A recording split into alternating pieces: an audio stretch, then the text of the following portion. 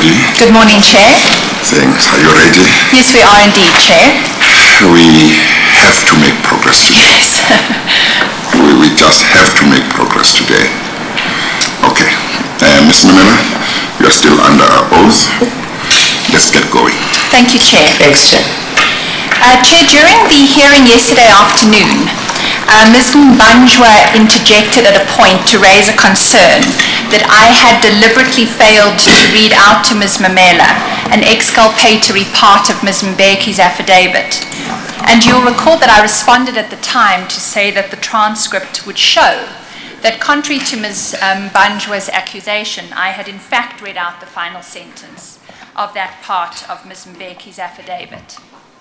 Chair, the accusation is not only one that impugns my integrity as an evidence leader in this commission, but it also casts a shadow on the processes of the commission, because the nub of the accusation is that there are evidence leaders in this commission who deliberately failed to put relevant exculpatory parts of the facts available to it to a witness who is being questioned. And it's for that reason that I address it this morning, Chair. Chair, you've said many times before in these proceedings that the evidence leaders of this commission are not here to prove a case, that it is our role to enable the commission to conduct its fact-finding mission. Chair, the commission has many tools available to it to do that. It has compulsion powers. It can summons documents and witnesses to testify before it. It has an extensive investigative arm that tirelessly pursues lines of investigation and analysis teams. Chair, evidence leaders in this commission have a single tool with which to do their work, and that is in the questions that we put to witnesses. Chair, those questions I submit must be designed to uncover the truth, and as a result, the questioning will at times be robust. It will involve taking witnesses to documents when documents do not bear out the evidence that they are giving. It will involve pointing out contradictions in a witness's testimony. And it will also involve taking witnesses to the versions of other persons where those versions are distinct or contradict the version of the witness. Sometimes those versions will be uncomfortable, but they must be put when they are directly at odds with what the witness is saying in the testimony. But the one thing, Chair, that an evidence leader should never do in their questioning is deliberately fail to put relevant, exculpatory information, evidence to a witness that they are questioning. That was the charge that was made against me yesterday. It was serious, and Chair, it was patently false. And I say that because I'm going to now hand up the copies of the transcript of yesterday. I'll make available copies to my learned friends. Chair, I'm not paginating them, they're the yes, transcript. No, that's fine, yeah. And I'll just direct you to the relevant parts.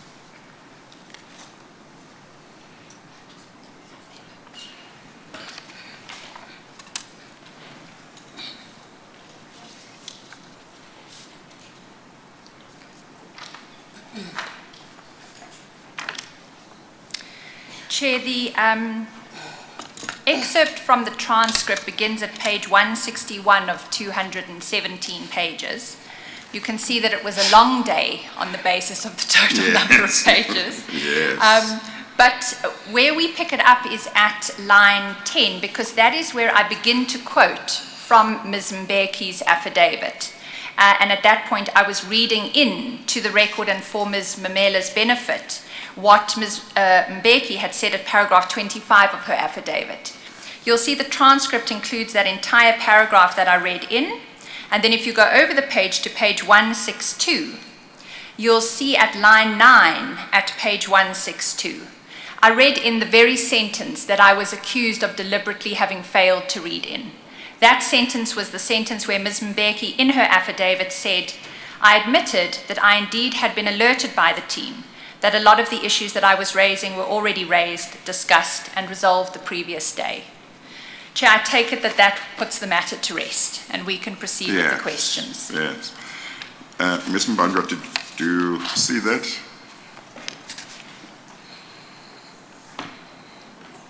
I see it, Chair, and I withdraw. And I thank my colleague for pointing it out. And the reason was not because there was any malice on my part, it's because of the questions on cross-examinations that followed, which made me then assume that although there was an exculpatory line, that is the bottom line, the concentration was on the middle. Fair enough, I apologize to Ms. Hofmeyer, but the reason was because of the line of questioning. Okay, all right. As it pleases. Thank you. Well, I just say that it should take quite something before one colleague accuses another of deliberately doing something wrong. Sometimes it's oversight, but one would expect that when one says deliberately, one has double-checked. But the issue has been sorted out, you have apologized, you have withdrawn. That's the end of the matter. Okay. Yes. Yes, no, that's fine. Thank you. Thank you, Chair. Okay. Ms. Mamela, we concluded yesterday's evidence when we were looking at the cash position of SAAT at the time that they were being asked to make this payment of the $4.1 million to AAR. And we were at that point in Exhibit DD22G. And the relevant page is 3188. 3188.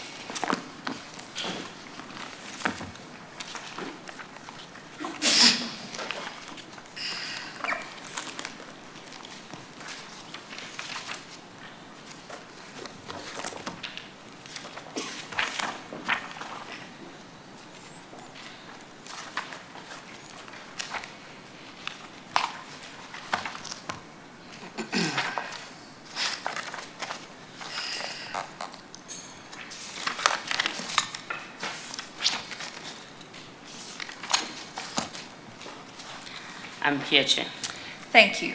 So just before we got to the cash position yesterday, we'd been looking at certain correspondence in April of 2017, just to orientate you, and that was where, after a flow of emails, you wrote back to the SART team to indicate to them that according to the contract, those were the opening words of your first paragraph of your email, SART was required to pay this deposit.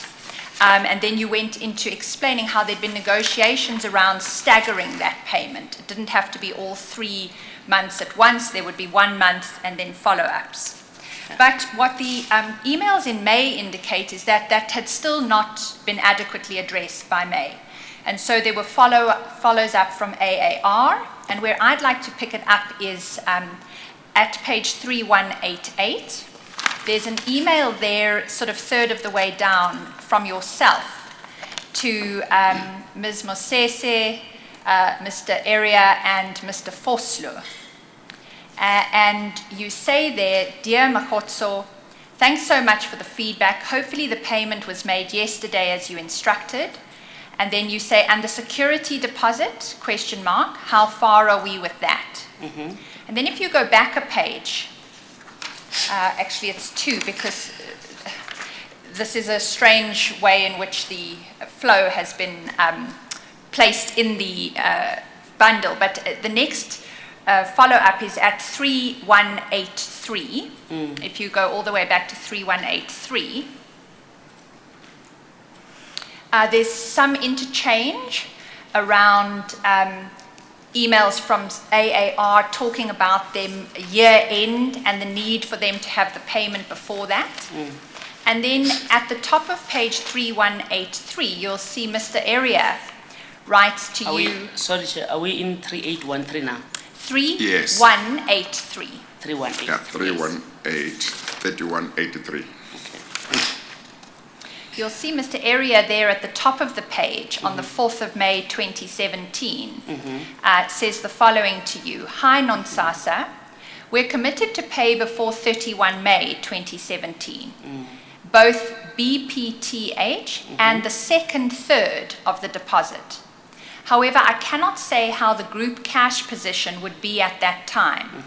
By end May 2017, we would have paid, I think he's wanting to say what we would have paid would be 67% of the deposit, not 75% as requested. Yeah. Considering our cash situation, this is the best we can do. I hope they will understand. And then that is then followed up at 3181. 3182.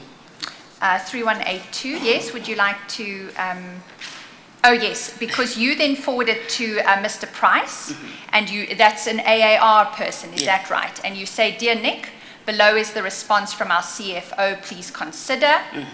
Mr. Price comes back above that page again, still on the 4th of May, and thanks you for coordinating this, and the payment up to 67% of the deposit plus the PBH invoice is agreed. The only final ask from me is relating to when the payment is made.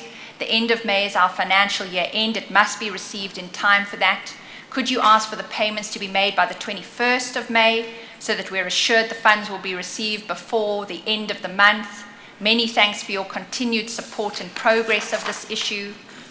And then at 3181, at the bottom of that page, Ms. Mamela, you write to Mr. Area again. "Hi, Dev. Their last request is the date of payment. Do you think we can adhere to this date?" And then Mr. Area responds on the 5th of May to yourself and says, "Hi," well, it's to yourself, but also to Ms. Mosese, and he says, "Hi, Makhotso. Please find out from SART Treasury how many days it takes for the funds to reach..." Apologies, Chair. I've lost you or you have lost me. No, it's because I'm going so fast. The problem is that with these emails, sometimes you have got to go Back. forward, I know. sometimes you have to go back. Chair, and you know, as I was doing it, I was realizing it was too fast, but it's my effort to move swiftly today. Okay. Chair, we are now at 3181. Oh, okay. That's where I might have lost you. Well, I was still at 3182. Yes, indeed. So let's just Okay. recap because I was going too fast. At 3182, Ms. Mamela has forwarded the response from Mr. Area to the AAR representative, because now the issue is when are they going to be able to get the payment through, and the AAR representative thanks Ms. Mamela for forwarding it, and they explain why they need the payment early because of their financial year end. Yeah. And then at page 3181, Ms. Mamela sends an email to Mr. Area, Ms. Mosese, and Ms. Mtembu, and says, "Hi, Dev. Their last request," this is at the bottom of the page, Chair, "their last request is the date of payment. Do you think we can adhere to this date?" And above that is Mr. Area's response on the 5th of May, 2017, to Ms. Mamela and Ms. Mosese. He says, "Hi, Makhotso. Please find out from SAA Treasury how many days it takes for funds to reach AAR's bank account after we effect the EFT. Considering our cash position, I would like to pay as late as possible so that they can get the money by the 30th. Ms. Mamela, do you recall being involved in that chain of correspondence at the time? I recall. And do you accept that at the time that SART was required to make this payment, it had an impact on the cash position of SART? Do I understand that it had an impact? Do you accept that it did? Chair, I promised yesterday. Please keep to your promise. Yeah. Yes. You say, yes, I accept, or no, I don't accept. and No, then I if do you- not accept. And Yeah. yes. Okay. And why But is then that? Okay. Yeah. Remember, the question yesterday was about the guarantee, right? That what was my understanding if like we were to give the guarantee versus the cash, right? And I said, because I don't have a financial background, but the understanding of a guarantee is that even if SART were to give a guarantee, that's my understanding now, is that there should be money that is put there by SART regardless. So there is no difference anyway. In terms of like the cash, giving cash to AAR and then SAT having cash at the bank and sending the guarantee, that cash still belongs to SAT. So that's my understanding, regardless of the fact that I did say that I don't have the financial background. This is something that should be answered by a finance Yeah, person. but he just wanted your own Okay. understanding. For me, it does not make Yeah. any difference, Chair. Yeah. Do you understand how the drawdown was going to work if all that had been provided was a guarantee? Do I understand if what the draw? How the drawdown. drawdown would have I worked? don't. Let me explain it from the provisions of clause 4.26 of the contract. You'll recall that when we looked at it yesterday, I understand we need to go to clause 4.26. Yes, okay. It's the same file? No, it's in DD 22 F. I don't propose to go there, but when you Yes, read me it, I too, will. sir. Yeah, when you read I'm it, fine. Oh, so yeah. Yes. you're happy. Yeah. Oh, good. You- It's just that, like, I mean, Yeah. the clauses, Yes. yeah, but Yeah. if she wants to go there, she can. I'm okay Yeah. with that. Certainly. So all I'm going to do is paraphrase the clause, but if anyone wants to be looking at it at the same time, it's in DD 22F at page 2325. So what that clause provided for was payment of the deposit by way of an irrevocable standby letter of credit from the bank. And what the clause went on to say was, that must be given to JM and AAR, and as and when there are any late payments by SART under the agreement, then what AAR is entitled to do is draw down off the strength of the letter of standby credit from the bank that amount to make up the late payment. And it's followed up because there's an obligation on the part of SART to make good any drawdown which is then taken from the basis of the standby letter of credit from the bank. And that's the reason why I say there's a completely different situation from a cash flow perspective for SART, when it has to pay over 3 months in 2017, $4.1 million US, which we were told at the time by Mr. Human was around 60 million rand, as compared with a letter of credit sitting only able to be accessed by JM and AAR in the event of late payment. So, Chair, I don't know if I understand Ms. Hofmeyer properly. I think she was explaining to me so that I understand. The letter of credit will Yes. just sit there with no money sitting at the bank? No, she's not saying that. She Oh, says, okay. she says, if there is a letter of credit, It gives assurance. yeah, but she says the way it's going to work is that AAR won't have access to that unless there's Yes. a late payment. Yes, If there's no late payment, it will sit there. yeah, okay. Whereas if you give them cash, you have given them cash before there's any Before need. there's any, Yeah. okay, I get Ms. it. Hoffman? Thank you, Chair. Indeed, Chair, I'm Okay, indebted. all right. Thank you, Chair. Given Clear. that contrast, do you accept then that it is more onerous on SART to have to pay over in 3 tranches in 2017 60 million rand than a situation in which AAR only has access to that money in the event of late payment by SART of invoices? Chair, I will put it this way. It was not onerous to SART to Yes. pay that amount. Yes. Because remember, failure to pay that amount would bear consequences to SART. SART, their function is to service aircraft. Yes. And servicing aircraft, like, you use the spares that is supposed to be provided by AAR. And like SART not paying that amount of money, AAR like had that entitlement to keep or not give us like the component so that we can work on the aircraft. And that causes an aircraft on the ground. Which department that gets blamed if the aircraft is on the ground is procurement. They will always say, Nonzasa, because she's not a technician. She does not understand these things. We don't understand why she's sitting at procurement anyway. And we will start there from the failure to pay. So that's why you see when she's reading all these emails, I understand the she's trying to make everybody understand.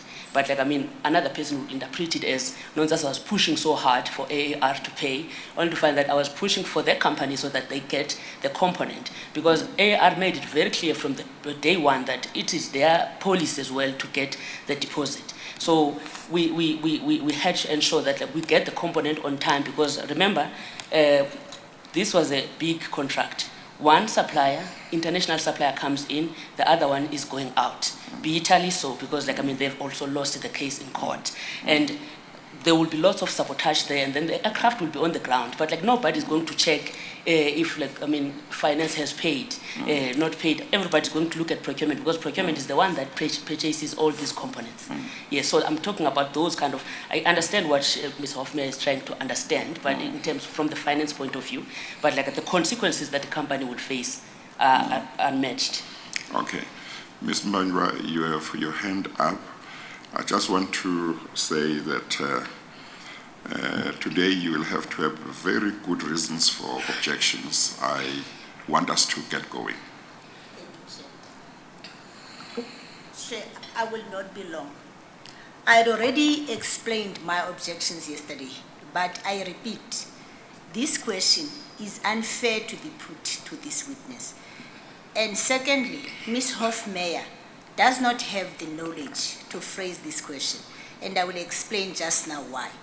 She says, do you understand? How do you know what Ms. Hoffmeyer, what knowledge Ms. Hoffmeyer has and what knowledge she doesn't have? Yes, Chair. I just want to explain myself.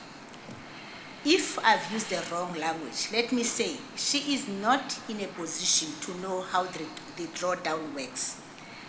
How do you know that, Ms. Mbanjwa? I want to give Chair, if Chair can just give me time. This is a financial arrangement. It is common cause in this hearing that Ms. Memela is supply chain. There is a person at SAAT who is the chief financial officer or who is at finance. Then it is that person who can come if it is necessary. No, Ms. Mbanjwa, no. Ms. Hoffmeyer is asking Ms. Memela to give her own understanding. She doesn't have to be an expert. She doesn't need to be a financial person to give her own understanding. She's not being asked to give expert evidence. She can say, as far as I know, this is what happens, or my understanding is the following. It might be correct, it might not be correct, but it is my understanding. The danger, Chair, of putting a technical question to a person who does not have expert knowledge of that technical She will say, I don't know. But she has been and then saying we'll move this. on. But Chairperson, she has been saying, I do not have the financial. She has been giving her understanding. And my other concern, Chairperson, which I have, I don't want to stress. Yes. I've raised my concerns. Yeah. Why I think Ms. Hoffmeyer is not the person to ask this question. The other second thing is, if a person is asked a question, a person should be asked a question which is within her knowledge. This question But if it's not, she will say, I don't know, and that's acceptable. As it pleases, Chair. Okay, let's get going. Thank you, Chair. Ms. Memela, you've given your evidence already on whether you regarded the payment of the 60 million as having a negative impact on the cash position of SART. What I'd like to now move to is who stood to benefit from the payment of the 60 million rand in cash. Because what I would like to put to you for your comment is the following. You see, if SART pays 60 million in the middle of 2017 to AAR, you'll recall that the arrangement between AAR and Jm Aviation is that Jm Aviation is entitled to 5% of all revenue derived under the contract. Do you recall that? Yes, but that's I mean, I don't understand how. Yes should be I enough. remember that, but yeah. Yeah, but wait okay. for the next question. All right. Yeah. Yes is So that is a good means- enough answer. Thank you, Yes. Chair. That means that when SART paid over the total of 60 million rand For the deposit. for the deposit, Okay. indeed, it was revenue generated pursuant to the contract for AAR, and in terms of the JV agreement between AAR and JM Aviation, JM Aviation has an entitlement to 5% of that payment, the consequence of which was that it was entitled to receive 3 million rand. That situation does not arise if there is a standby letter of credit from the bank that can only be drawn down in the event of non-payment. Yeah. Do you have a comment on that? I do, Chair. Yes. And I won't take long, but my understanding of the deposit, security deposit, is that as much as, like, I mean, it would have been paid cash and stuff, but it still belongs to SAT, right? It's just that it's paid over to guard against any other, maybe failure to deliver from the SAT side. So for me, that cannot be defined as a revenue. I'll make an example of like the rental a process where, like, I mean, the tenant pays the deposit, and then you have to keep the deposit in the interest-bearing account, so that, like, I mean, if there is nothing that happened within during this contract, you are able to pay back the amount. So I don't see that as the revenue. That's my understanding. Did you make inquiries from AAR that that's how they were treating the 4.1 million US dollars? Chair, The why? answer will be yes, I did, or no, I did not. No, Chair, Yeah, because I okay. promised that I'll be crisp. No. Okay. Thank you. Ms. Mamela, then I'd just like to move to your particular role in this contract and preceding procurement process, because you've emphasized your role in supplier development. Hang Is on that a correct? second. Ms. Mamela, do you need a few minutes? No, Chair, I'm Are fine. you okay? No, if you do need time to take medication or anything, No, just I'm okay, let me Chair. know. I'm okay. All right. I didn't think you would notice. I did notice. I I'm am sorry. watching. Okay, all right. I was moving, Ms. Mamela, to your particular focus on supplier development. Yeah. In relation to this tender. And you actually highlighted for us the other day that it was a critical criteria of this bid that the bidders commit to supplier development. Do you recall taking us to that? It was one of the elements of the tender, Chair. There's a difference between the critical criteria, and I took this commission through the elements, and I said, here are the critical criteria. Phase 1, phase 2 is BEE and price, phase 3 is reciprocal supply development, and I did even explain that, okay, it valued 10% each, 10% each. Yes, so supplier development was a critical criteria, correct? She just wants to confirm that you agree that you said No. that's a critical. Okay, Chair, I've just explained again. Well, I must say that Let me after you explain. explained, I wasn't sure either. You were not clear as well. Yeah. But if Okay. you say yes, it was a critical requirement, that will be if it was, or no, it No, wasn't. Chair. There was a Yes. critical criteria. It was under phase 1, right? Okay, what was under phase 1? Phase 1 will be the capability of each bidder. They will be able to provide, like, the type of parts that SAT is looking for, and all these technical things, Okay, like, I mean, hang on. and all that. Hang on. Yeah. Just That's the say, critical criteria. just say to Ms. Hofmeyer, yes, it was a critical requirement, or no, it was not a critical Okay, it requirement. was not a critical criteria. It was part of the elements of the tender. Okay. Okay, let's, I really didn't anticipate a debate on this, but let's go to the page of the critical criteria in the RFB. It's at DD 22 DD22 E, E. yes, at page 2062.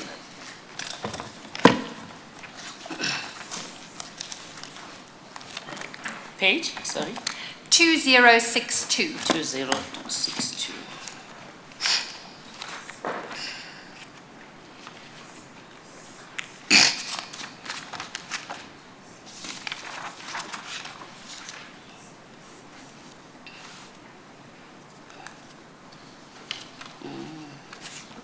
Do you see that there's Yes. a block on that page that says Phase 1 critical criteria. Yes, Chair. Do you see that it includes supplier development? Yes, I see. So was your answer just now incorrect? Yeah, okay. I see also You they accept put- it was. Yeah, it was incorrect. Yeah. Right. Let's Yeah. look at what the critical criteria said about supplier development. Chair, this is about the fourth line from the bottom within that table. Okay, You'll see a line that says supplier development, yes. and then there's an asterisk, and it says it must equal to 10% of the contract value, Yeah, and then in brackets it says include proposal. Yeah. Do you see that? I see that.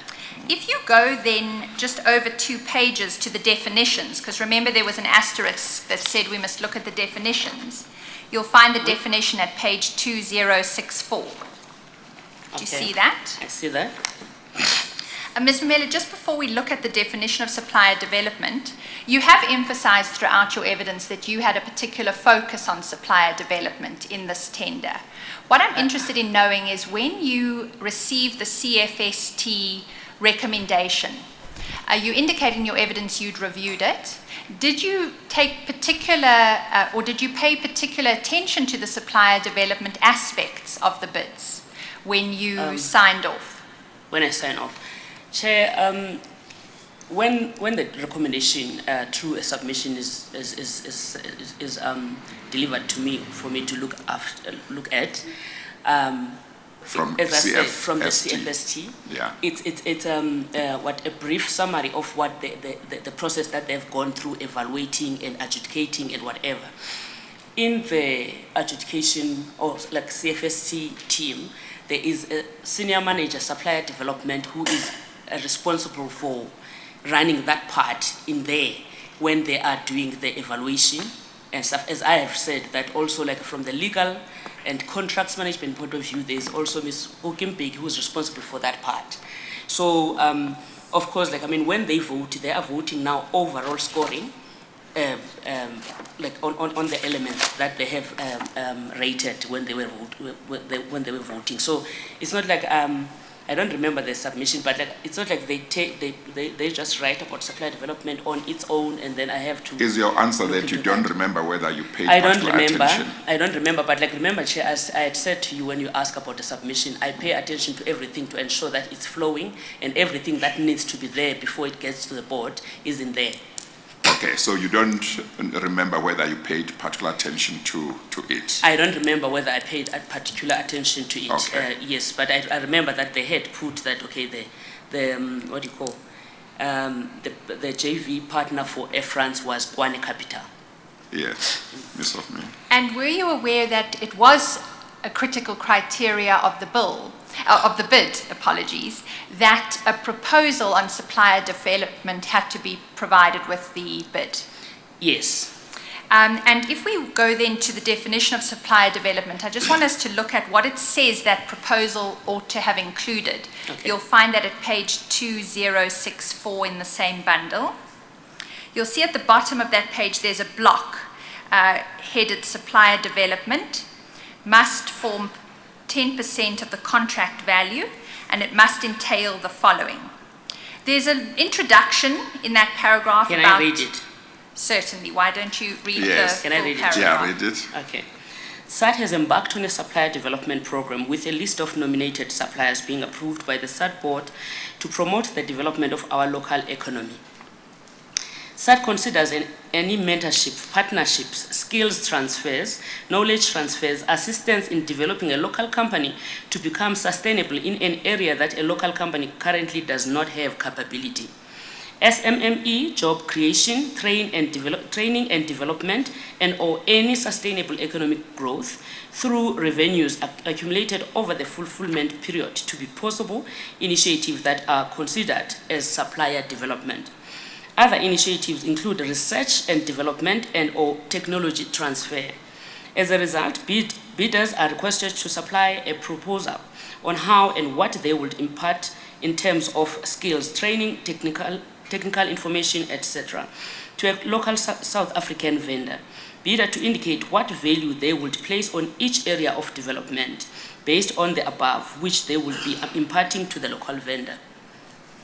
Thank you. Ms. Mamela, do you know then why, after AAR and JM Aviation were awarded the bid, you'll recall the board made the decision on the 9th of May, and I think the letter communicating to them that they were successful went on about the 13th of May. I think you authored that letter.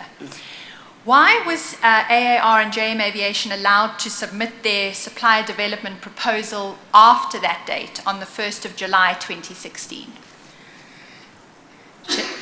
Chair, there is no, for instance, time frame in terms of submitting the proposal, as long as it's going to be adhered by both parties within the time frame. But let me first address this. Remember, the CFST initially awarded Air France. And even on Air France, I don't know if Ms. Hofmeyer was going to ask me about Air France, but even Air France had not submitted that proposal. So they were also going to be given a chance to submit that proposal, because remember, the proposal should be submitted after both parties maybe visit each other, go and check what is in there, because remember, they're talking about skills, development, technology transfer, and know-how. That's when they will find out that, okay, maybe this local company needs training on this, and they need support from us from this side. So that's when they will be able to putting together that proposal, and then they will sign it and say, okay, this is what we are putting down, that we're going to be doing for this local supplier. Yeah. But you say there is no time frame, specified time frame within which Yes. Such a proposal was required to be submitted. Yes, my understanding, Chair, as much as I don't sit there, Ms. Hofmeyer read here saying supplier development must equal to 10% of the contract value, and then it says include a proposal, right? Yes. So there is, in that bracket, there is nothing that says, okay, make sure that you include a proposal within the tender period. Yes. And I can tell you now, say, no, if they do that, I think you have given the answer. Let's okay, see what thanks. Ms. Hofmeyer has to say. You said there is no time frame within which they were required to do so. Okay. Ms. Mamela, this is the request for bid document, is it not, that we're looking at? This is the request for bid document that is used by the CFST, yes. Yes, and on this page, we are being told, this is 2062, what the evaluation criteria are of the bid. And under critical criteria, bidders are told, if we look at this block, that they have a requirement for supplier development, which must equal 10% of the contract value and include proposal. How could that not mean that they must include their proposal when they bid? Chair, okay, again, I will be well, you just see, putting my opinion. Yes. Yeah. What she's what Ms. Hofmeyer is doing is questioning your answer. You say there was no time frame within which they were required to put in a proposal. So she is saying, but this was part of the request for bids, and therefore it must be that information is supposed to be there when the bid is put in. That's what she is suggesting. And what is your answer to that? What is my answer to that? Okay, Chair. My understanding, as much as this is the knowledge of the CFST, my understanding is that the bidders, maybe they were given an opportunity to give commitment. I'm not sure if there was that commitment from Air France, from AR. I do know that there was no such commitment from Lufthansa. But if they give commitment, at least the proposal will be worked on based on the commitment that they've made, that we commit to the supply development, that this is what we're going to work on. Once they understand, because it's just that we are running out of time, and you've asked me to give crisp.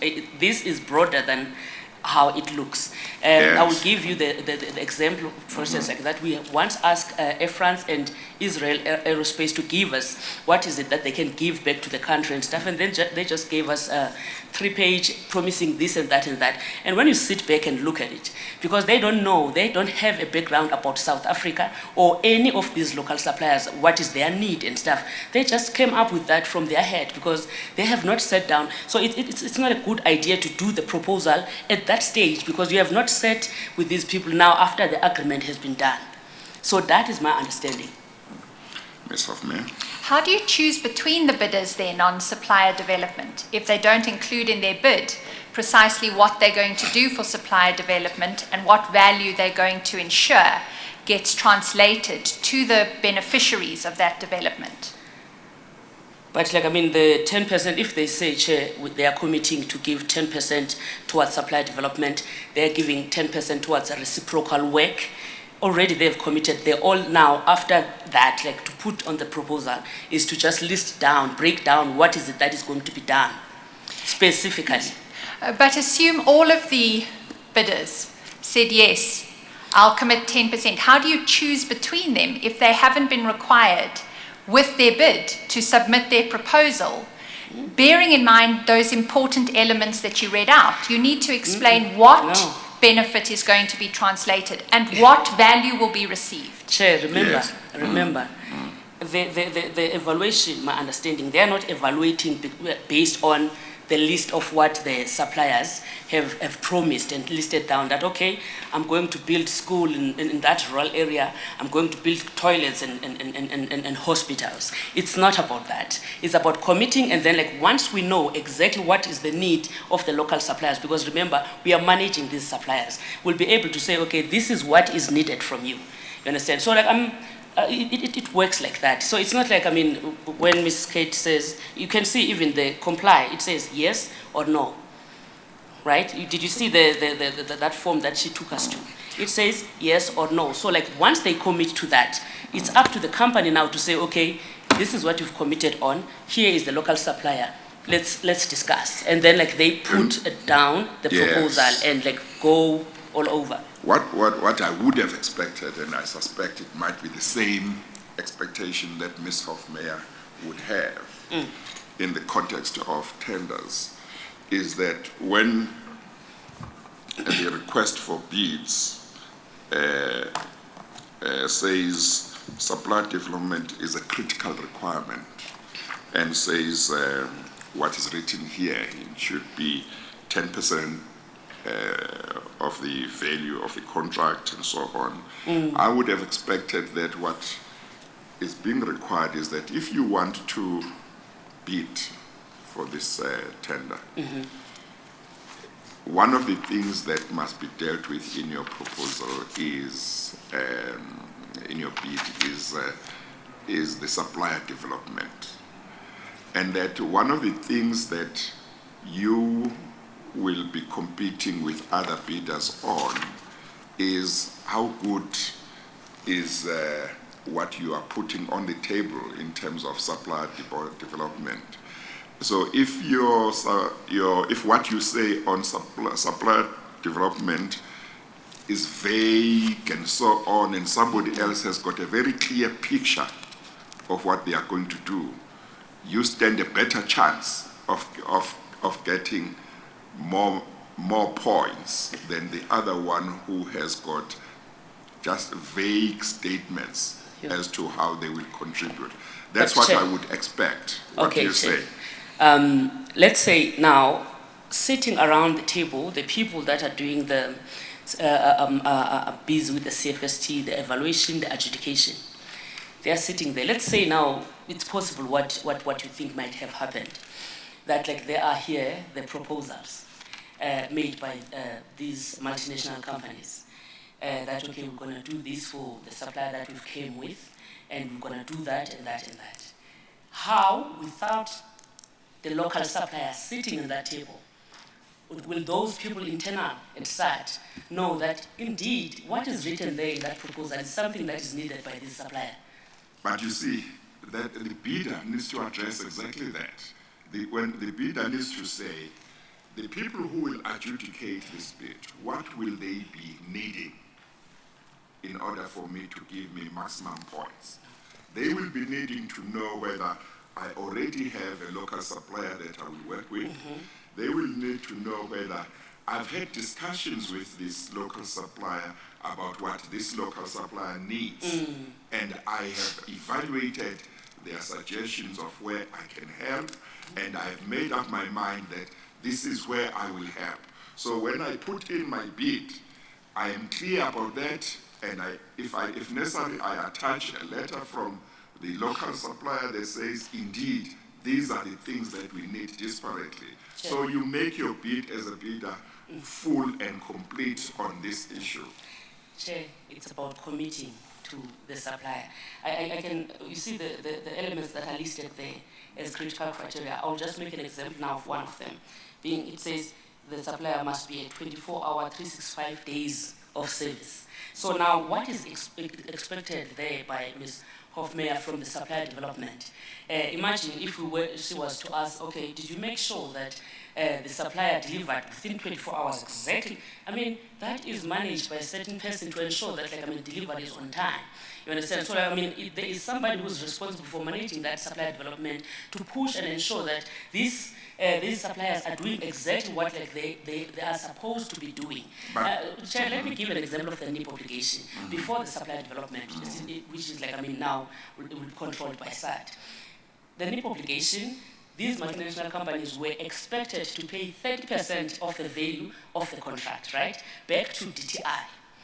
And if that was the case also for supplier development, for NIP obligation, that was done afterwards. Once the multinational company wins, then we'll write a letter to DTI and say, okay, Bridgestone, Air France, or whoever have won this tender, take over. Now what they do, the first thing that they do, they enter into an MOU that does not really state what the 30% will be used to do, because like DTI, through these multinational companies, they have to go through a research and check within the country that 30%, what can it be used to develop maybe certain communities and stuff. So these are the things that are done afterwards, after the tender has been done.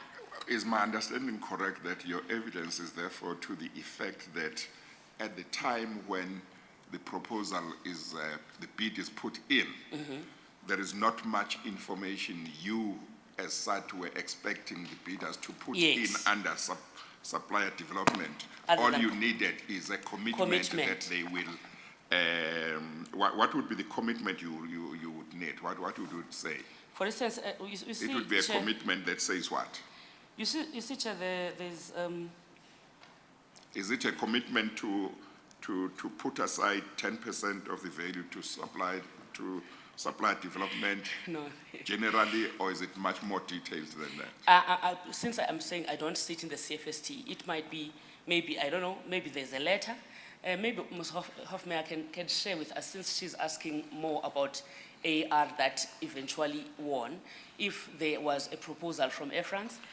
But you see, I'll let Ms. Hofmeyer continue now. You see, my understanding would be that you need to put in your bid how good your proposal is on how you will contribute to supply development. You might say to me, maybe that's the impression what is written here gives, but at a practical level, we at SAT accepted proposals or bids that didn't have much, as long as it was clear that the company or the bidder was committing to contributing the 10% required. That would be enough at the stage of putting in the bid. The rest would be discussed when they've won.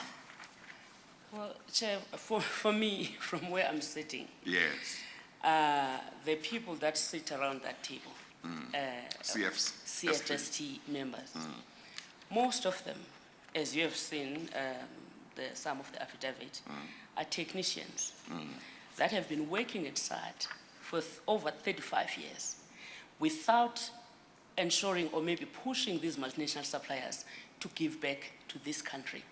So you see, that's where my uncomfort comes from, that like, I mean, we would expect the CFST members that have been sitting at SAT for 35 years, like with NIP obligation applicable already at that time, not doing anything to make sure that these people are giving back to the country. We have a country like China, Dubai, those people don't compromise. When they give you a contract, you must give back to their country. So like the NIP obligation papers and supply development is for that. So like now, those people that are sitting there, they didn't even understand what supply development is about. They didn't even understand what NIP obligation, in fact, they were against it completely. So for us to expect them to be the one who decide and evaluate in detail what is a proposal, of course, any multinational suppliers, because they've been working with them for long, and like they will just put whatever that makes everybody happy at in that table. So is my understanding correct that what you are saying is that the way that SAT applied this, or the CFST applied this, was that they would only discuss with the bidder after the bidder has won? After they've committed, and then like the bidder has won, then like remember, yes. Then there will be an involvement of this local supplier. Yes. At least they will be able to give them information. Here is our need, here is the gap. These Yes. people, like this 10%, they can give it to transfer of skills. Yes. We need the computers for us to be able to help them transfer, supply Would that be parts done and stuff. before the actual contract is signed, or would it be done after the contract has been signed?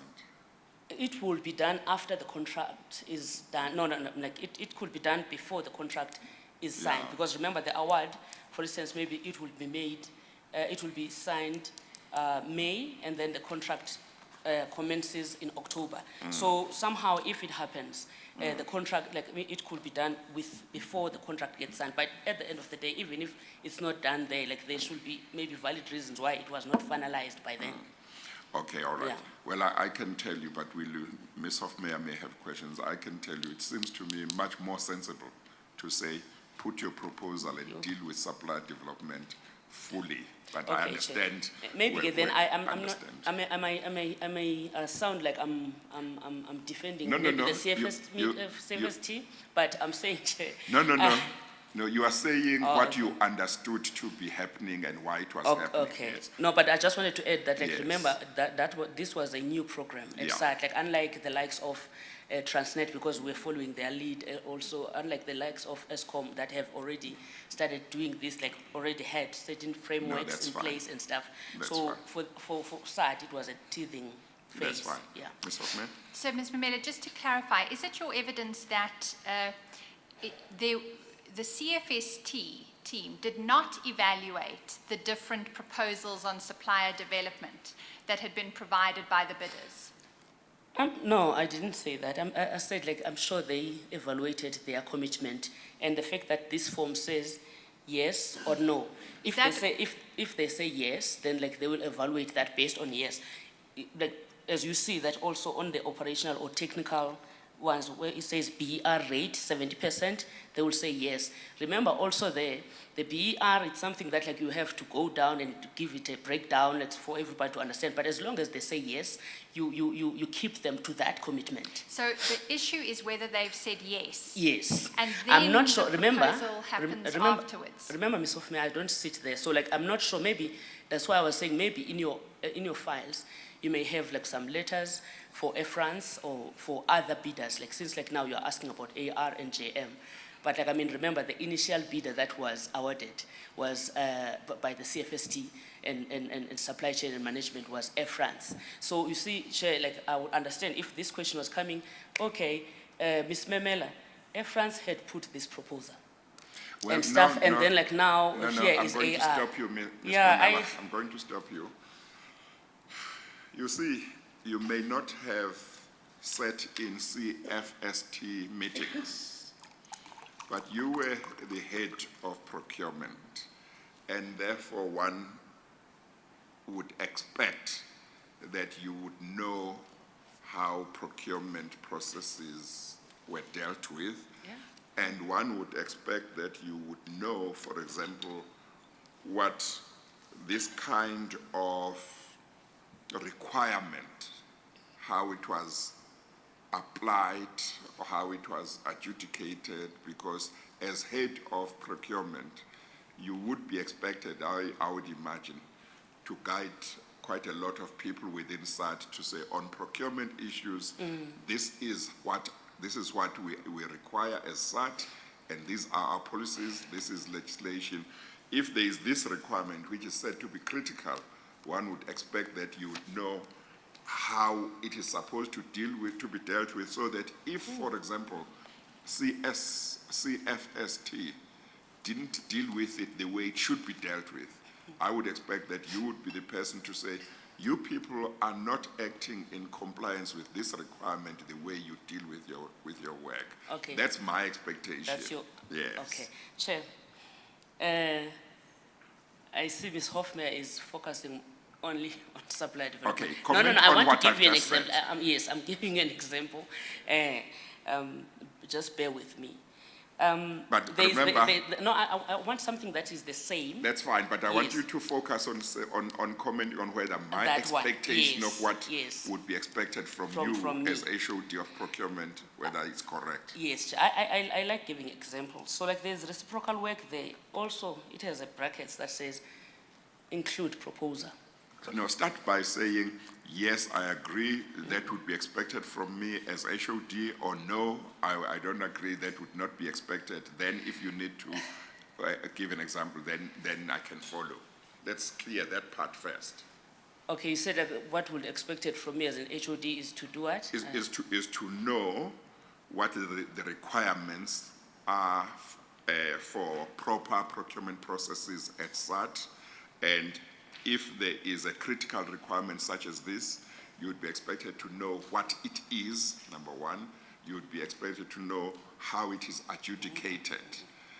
So that if CFST, for example, did not apply it the way it should be applied, you would be able to say, no, CFST, you are not applying this the way it should be applied. That is my expectation. That expectation may be wrong, because maybe that's not what your job description was, but that would be what I would expect from head of procurement. Is my expectation correct or not? Your expectation, must I tell a judge is incorrect? I don't feel comfortable You can saying tell that. me it's incorrect. I tell me it's incorrect. I don't want to put it that way, Because- Chair. I don't because want I to put don't it know that the way. policies, yes. Your expectation is Yeah. reasonable.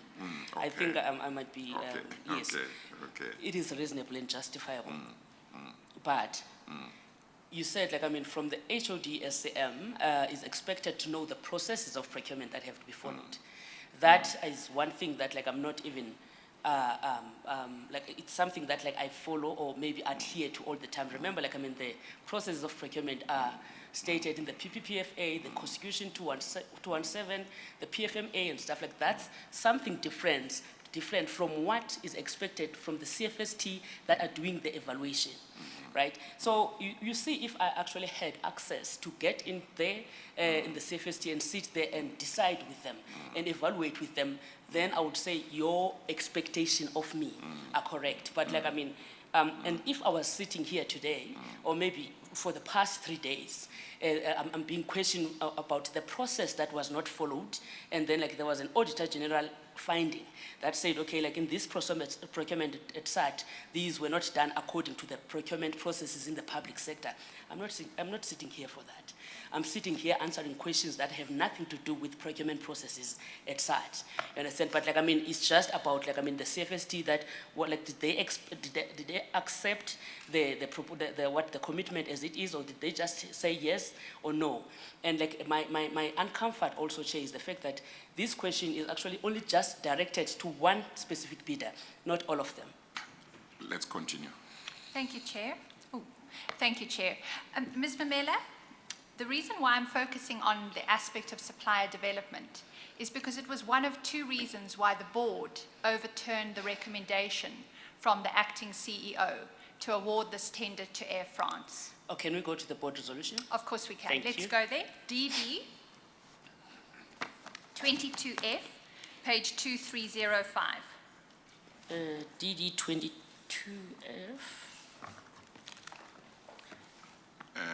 Probably I don't need to go there.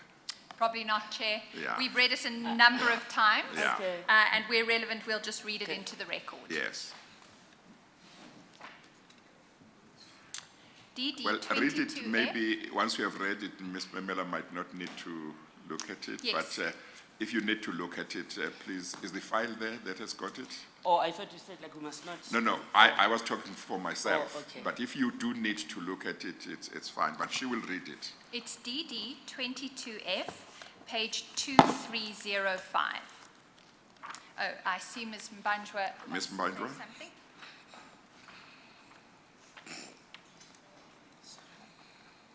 Thank you, Chair. Chair, I just want to point out that the witness has said this line of questioning is unfair to her because she Ms. does not Mbanjwa, sit on the Ms. CFST. Mbanjwa, this line of questioning is legitimate. Please you, sit Chair. down. Before we look at the resolution, Ms. Mamela, I understood your evidence earlier to be what was required under that critical criteria was simply an indication, yes, there would be the commitment required of value, and so the details of the proposal did not need to be provided with the bid, correct? Now, you see, what concerns me about that is when the board met on the 9th of May and they rejected the acting CEO's recommendation that this award be given to Air France, the minute of the meeting reflects the following. The submission was tabled, that's the acting CEO's submission, and considered. According to the submission, management recommended that the tender be awarded to Air France. A discussion on the matter ensued and the board made the following comments. Management's rationale for recommendations that Air France be awarded the tender was not substantive, considering the bidder's resistance to align itself with SART's developmental agenda, i.e. supplier development. Furthermore, the benefits as outlined by the submission as a result of selecting Air France were not compelling enough to position the latter as the preferred bidder. I'd like to focus on the first reason. The board sits on the 9th of May. It decides for one of two reasons not to go with the recommendation it's received to award it to Air France. And the reason it gives is because Air France's tender was not substantive considering the bidder's resistance to align itself with SART's developmental agenda, i.e. supplier development. Yes. How could they possibly have made that evaluation if there wasn't a proposal required that could Thank be you. compared? Thank you. Thanks for asking that. Chair, the Air France that we are talking about, like Ms. Hoffmeyer's question is that how will they have reached that conclusion since there was no proposal made? Remember, Air France was the current supplier for component for SAT since 2008, right? And like during that time until 2016, Air France has given nothing back to this country through that contract. And like that could have been supply development, or maybe since supply development was not applicable, maybe back then, it could have been through NIP obligation.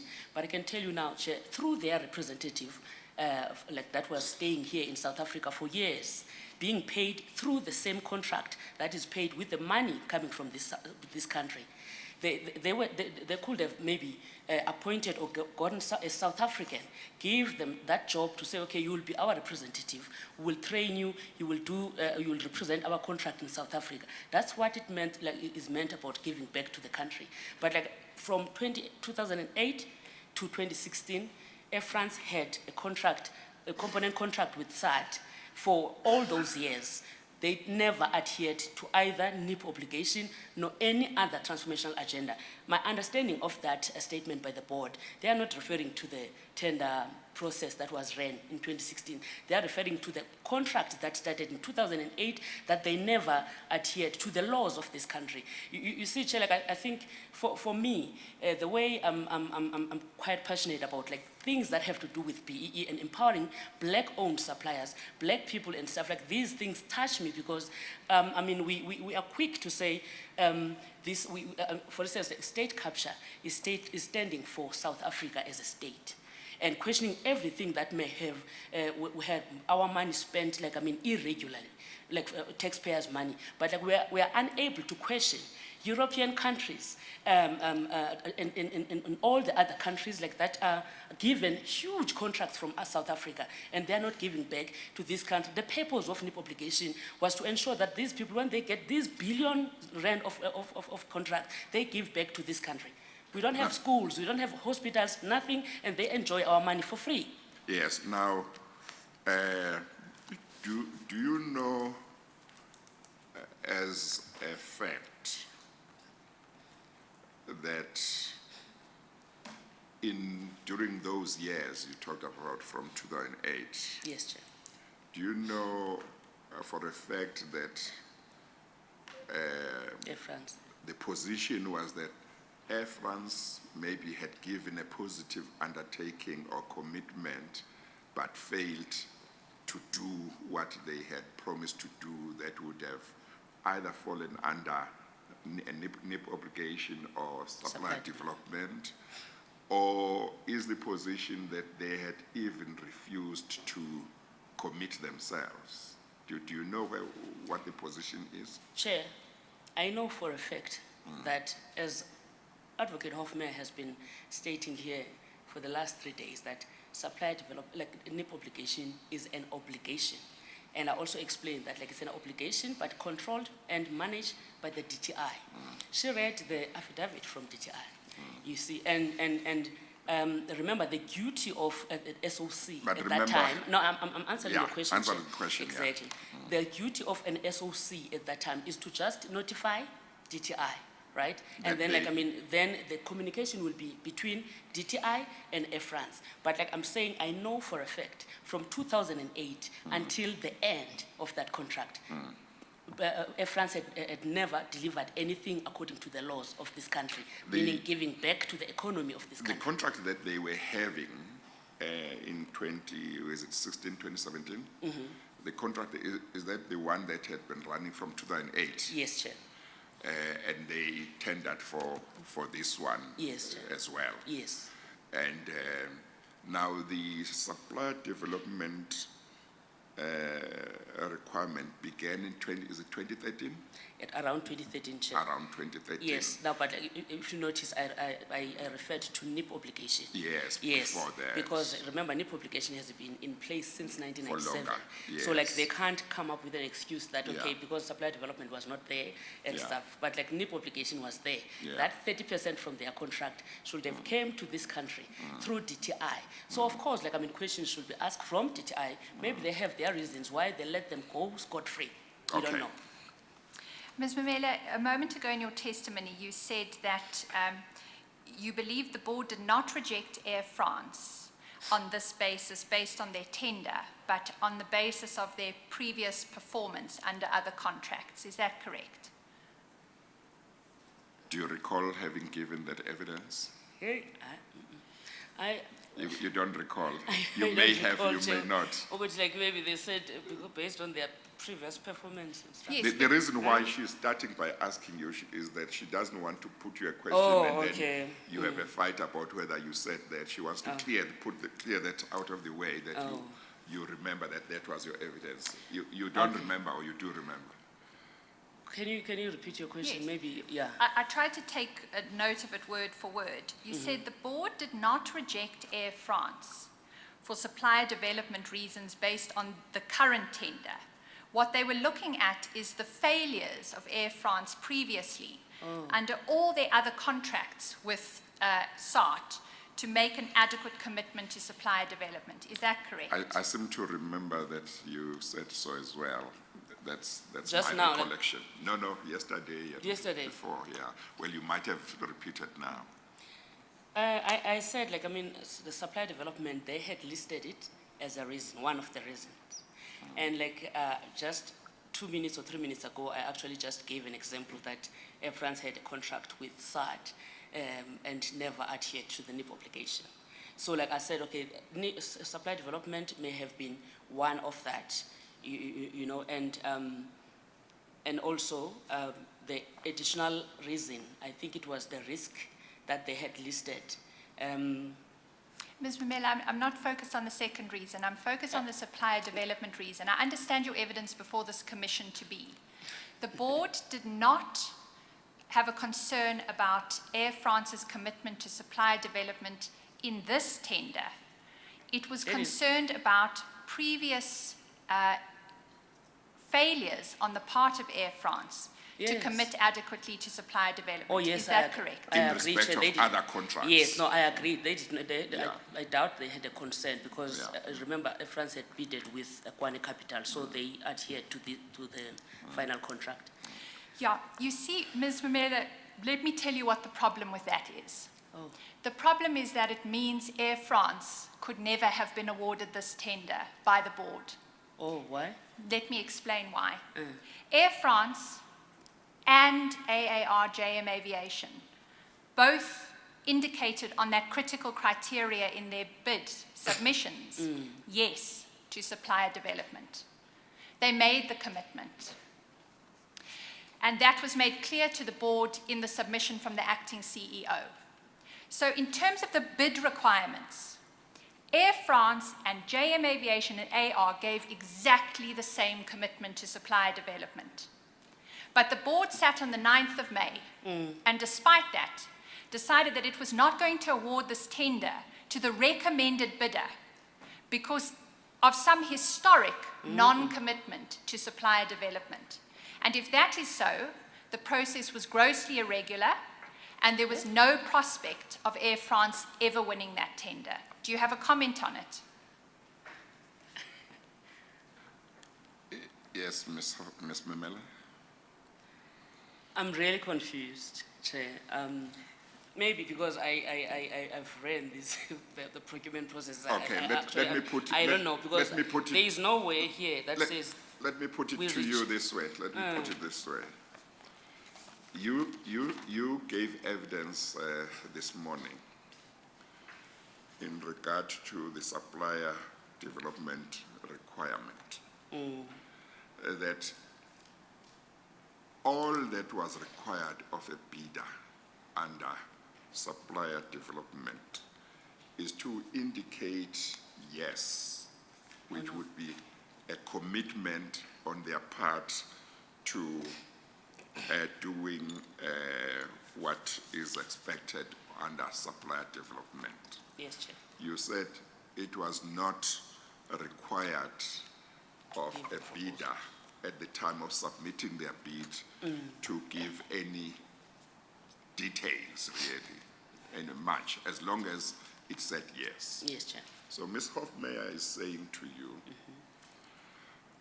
when the board had to consider whether to go along with the recommendation of the CEO that Air France should be the one awarded, and they decided that no, that should not happen, it should be AAR. Their reason, insofar as they said it's on supply development, could not be legitimate because the answers that were given by both Air France and AAR were exactly the same in regard to supplier development. She says if the answers are exactly the same and a bidder is not required to give any details, just the answer yes is good enough, then it must be good enough for each one of them.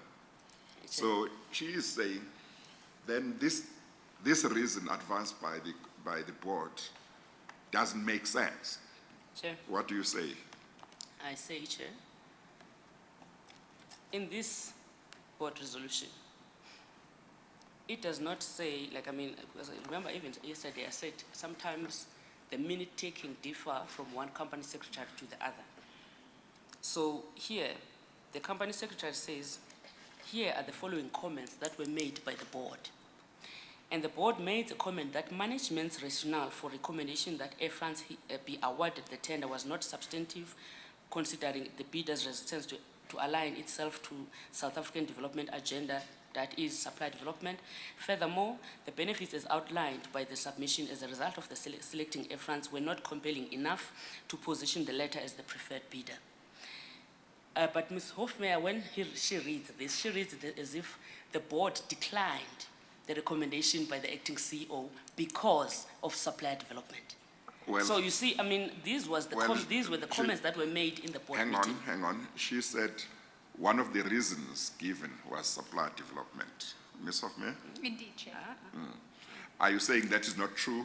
It was not one of the reasons? What she had stated, like, it's a pity, I wouldn't want, like, for us to go back to the transcript and stuff, but like, she even said because. But what I want you to start by saying is whether you say it's not true that that's one of the reasons the board gave, or you say it is true, but I have this to add. In their discussion, Chair, the company secretary has recorded Let's this start as with, their let's discussion. start the way I'm saying, was it one of the reasons? Then you can add if you want to add. It was one of the reasons was stated in the comment, but it couldn't be a Yes. reason to reject the recommendation. It was a because, like, reason the way for it what? was put, It was a reason for what? it, It remember, was Chair, given as a reason for what?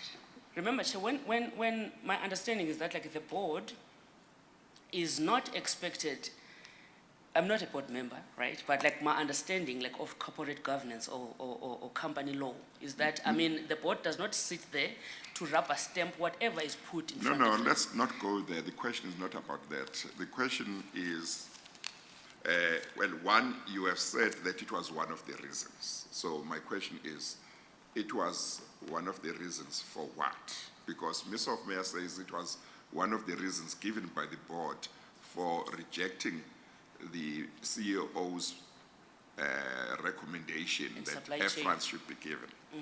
Yeah, so, In supply chain.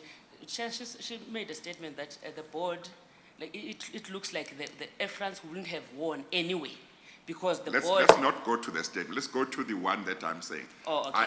Ms. Hofmeyer says the board, one of the reasons given by the board why they did not accept the CEO's proposal or recommendation that Air France should be awarded was supplier development. She said she's You- not you- interested in the other reason. You say it was one of the reasons, but not for rejecting. So I'm asking the question, what was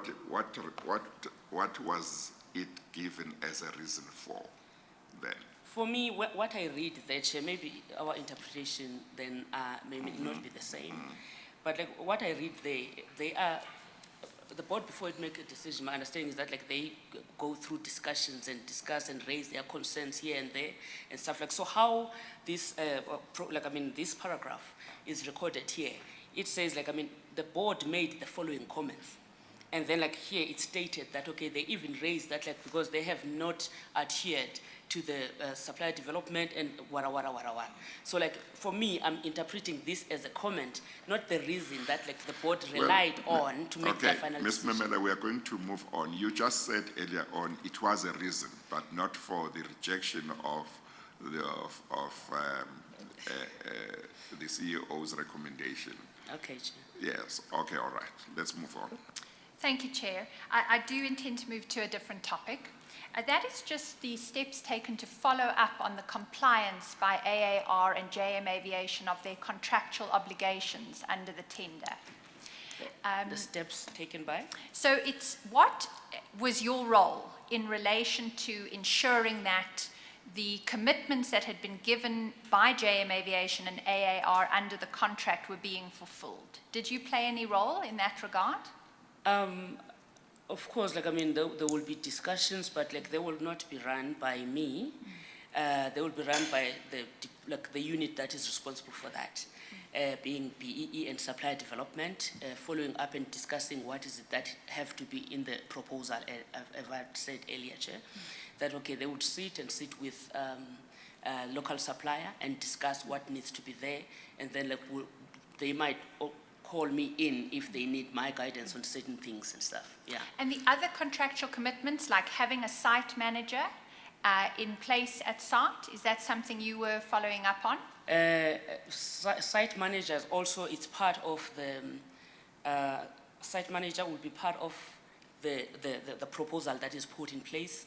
And I remember like there was a small program that was run by BEE and Supplier Development Unit that they were actually arranging office space for BEE companies like to have offices at site so that like when they are working with these multinational companies, at least they are within the site. So that will be part of the plan, yeah. Yeah, I'm just interested to know who would follow up about that. It will be Ms. Princess Shabalala who was finding out, okay, where is the office? Maybe she will find a space where there's a scrap that is sitting there that is no longer used, and try and see if it could be open for some suppliers. But like she was not only doing it for JM, like there were lots of other suppliers that were given office space, including Ms. Sambo, who has been with other BE suppliers, been kicked out by Mr. Skull Cuman. They no longer have the office space at site. It's a reversal actually of the transformational agenda. Chair, I see that we are just past the tea adjournment. Yes, I just noticed too.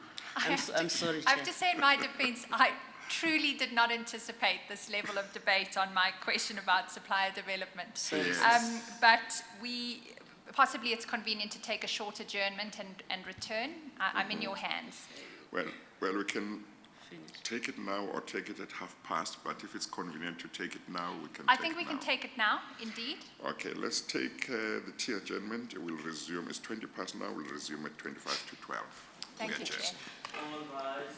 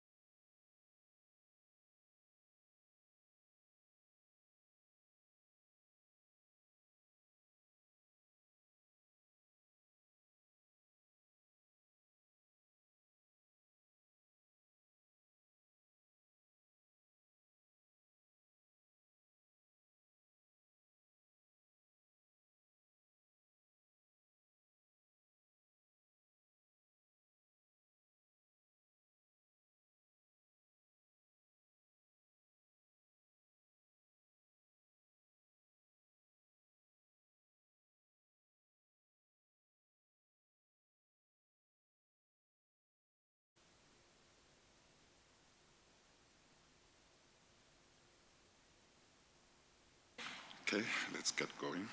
Thank you, Chair. Ms. Mamela, we were just dealing with the follow-ups after the contract was concluded in relation to Jm Aviation and AAR's obligations. What I'm interested in is, we had evidence from Mr. Himan that one of the obligations of Jm Aviation under the contract was to have a full-time rep on the premises and to support the day-to-day operations at site. And his evidence was that has never been done. Did you follow up on that when you were in the procurement position? Did I follow up that there was a rep? Yes. Chair, as I had explained earlier, that my understanding, all the BEE suppliers like that are representing either they are multinational suppliers or they are coming on their own, where the head offices arrange for them to be there at site. So if I remember correctly, there was someone from JM, but like I never got to meet them because like remember there was a senior manager BE and supply development that was running that. Yes. This was So, a specific, sorry, apologies. yeah. Okay. So I'm not sure what is the view of Mr. Human. Remember, Mr. Human has never been there when these transactions happened. He was only asked to act in my previous position, I think just last year. So whatever he's giving here is either hearsay He was or mass and based whatever. on documentation. Yeah. He made the point that he had no personal knowledge of a lot of Oh, things, but okay. he had looked at records. Yes, Chair. And mostly he was giving evidence based on records. Yes, but my understanding also is that like maybe in his position he would have met with the current supplier to find out if that had happened. His evidence was that it hadn't, and it wasn't a general BEE supplier facility at site. It's a contractual obligation that JM Aviation have an on-site representative to assist on the day-to-day performance under the contract. Did you ever check whether there was a JM Aviation representative performing that role after the contract was concluded? I've never checked that, Chair, because there was a representative who's responsible for that who reports to me, and the reporting was that like there was somebody who's coming from JM and there was somebody who's coming from site, from AR, who's able to answer some technical questions. Thank you. Yeah. And then just the obligation to have the joint venture between JM Aviation and AAR incorporated within 12 months of the agreement. Are you aware of that obligation? There's an obligation to You have... see, to have the- JM Aviation and AAR's joint venture incorporated Within a 12 year. within a year. Yes, I think I do remember that, Chair. Did anyone follow up on that? I think we had followed up, but like not me specifically, and I'm not sure how far it is right now, because like remember like I don't follow up like on behalf of the people that are responsible for certain roles. So by July 2018, they needed to have an incorporated joint venture and they needed to have a local bank account. To your knowledge, did anyone follow up on whether they had fulfilled that obligation? In 2018, Chair, I was already out of sight, so Sorry, I would know. I meant, apologies. By July 2017, they had to have complied with those obligations. I have no knowledge of, yeah. Thank you. Ms. Mamela, on the first day of your evidence, which I have to say right now feels many days ago, I'm sure Yeah, for you as well. Me too as well. You raised the issue that I took you to a conflict of interest policy at Yes. a point. Yeah. And it was the SAA group policy, and on the front page of it, it said recommended for adoption by subsidiaries. Yes. And you raised a concern about you weren't aware of it, and that was there some proof that it had been adopted or not. So pursuant to that request, Chair, we engaged the person who heads compliance and governance at SAA. It's Mr. Chardy, and he's been in that position since 2011. He has provided an affidavit to the Commission. Unless Ms. Mamela wants to go there, I don't think it's necessary for you to go there, Chair. Oh. The upshot of what Mr. Chardy says, Okay. and you can certainly respond to it if you'd like to, Ms. Mamela. I would like to. It's in DD 25B at page 752. 752. Yes, it should be right towards the end.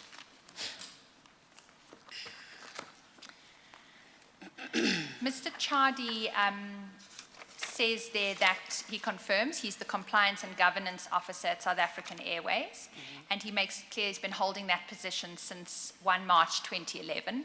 I'm just going to paraphrase for the purposes of this point. He indicates that the conflict of interest policy, which group compliance is the custodian of, is a group policy applicable to SAA, its subsidiary. Apologies. I'm still trying to find. Oh, I didn't realize Ms. that. Apologies. Badra wants the page It's number. 752. I found it, Chair. I'm just waiting Okay. for Ms. Mbanjwa to get there. Thank you. So what Mr. Chadi goes on to say is that the conflict of interest policy, which group compliance is the custodian of, is a group policy applicable to SAA, its subsidiaries and outstations. The scope of the policy does include all subsidiaries of SAA, and that includes SAA Technical. And he goes on and says, in the absence of a conflict of interest policy or any policy at the subsidiary level having been adopted, the group conflict of interest policy or group policy shall be applicable. So what Ms. Mamela had been asking for the other day is evidence that it had been adopted. What Mr. Chadi has clarified for us is that the default is that it applies, but it will only not apply if some other policy has been adopted, as I read his affidavit. Oh, I'm sorry, I see there's a... Yes, Ms. Mbandwa.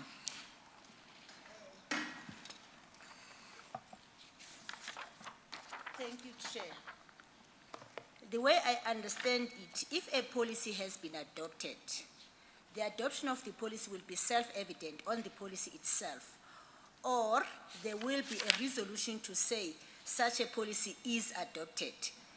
Adoption of a policy cannot be done by means... That, Ms. Mbandwa, you can use in your re-examination or in argument. And then he just clarifies further that the actual conflict of interest policy that we dealt with in the evidence on Friday was applicable to SART at the time and is still applicable currently, as no other conflict of interest policy has been adopted by SART previously and currently. And then he concludes by indicating that there's a process of annual internal communication to remind employees and to alert them of the conflict of interest policy that was issued through SAA. Chair, he doesn't explain it there, but it's the internal email communication within SAA in or around April 2016, and he indicates that they received declarations from SAA and SART employees over the years, except that not everyone has complied. And then what follows that in the bundle is just some screenshots of when that was sent out, which include Ms. Mamela as a recipient. You'll see that, Ms. Mamela, at page 754. Do you have any basis to dispute what Mr. Chadi is saying here? Chair. Well, let's start by confirming that you know Mr. Chabi, because he says he has been there since 2011. You know him. I'm getting there, and Chair. You know him as compliance officer or whatever the position. Chair, okay. I wanted to correct that, Yes. that the statement that has been made by Ms. Hofmeyer. She said Mr. Chadi is the head of risk and compliance for SAA.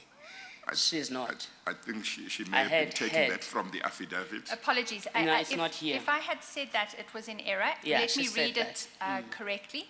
I am the Compliance and Governance Officer at South African Airways. Yes, okay. Yes, so I just had to Yes. correct her statement because that's Okay. what she put out there on the public, that Yeah. he is the head. Okay. So yes, I know Mr. Yes. Chadi, yes. Yes.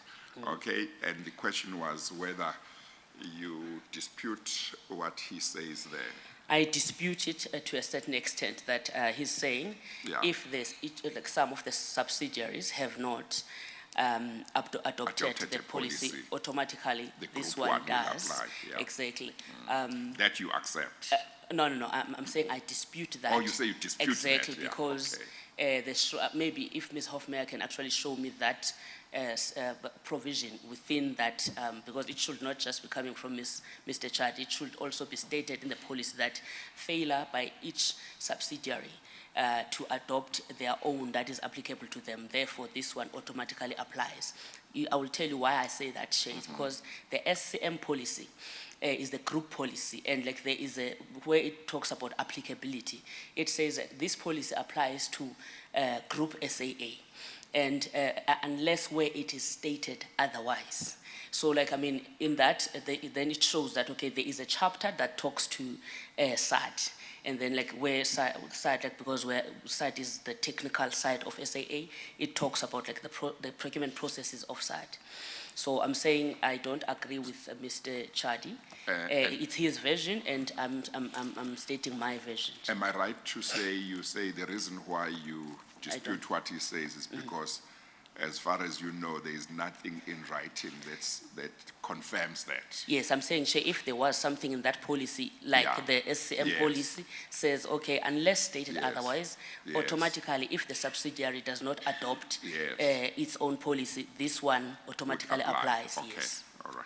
Ms. Hofmeyer? So when the policy says this conflict of interest policy shall be applicable to SAA Group, does that not mean what it says? Let me give you the reference.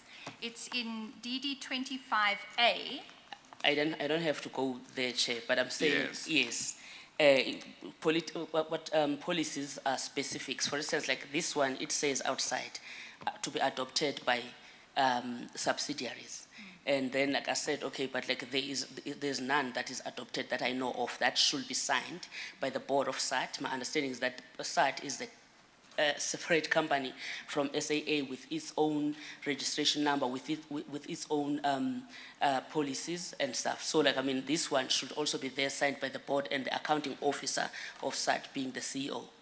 So you are saying, in the absence of a resolution by the board of SAT saying we are adopting this policy, and in the absence of something in the policy itself saying that if SAT doesn't have its own policy, this policy will apply, you say in the absence of those two things, you dispute his I dispute evidence. his statement. Okay. And I even gave an example of SM Chair, and I'm now giving you an example of the DOA.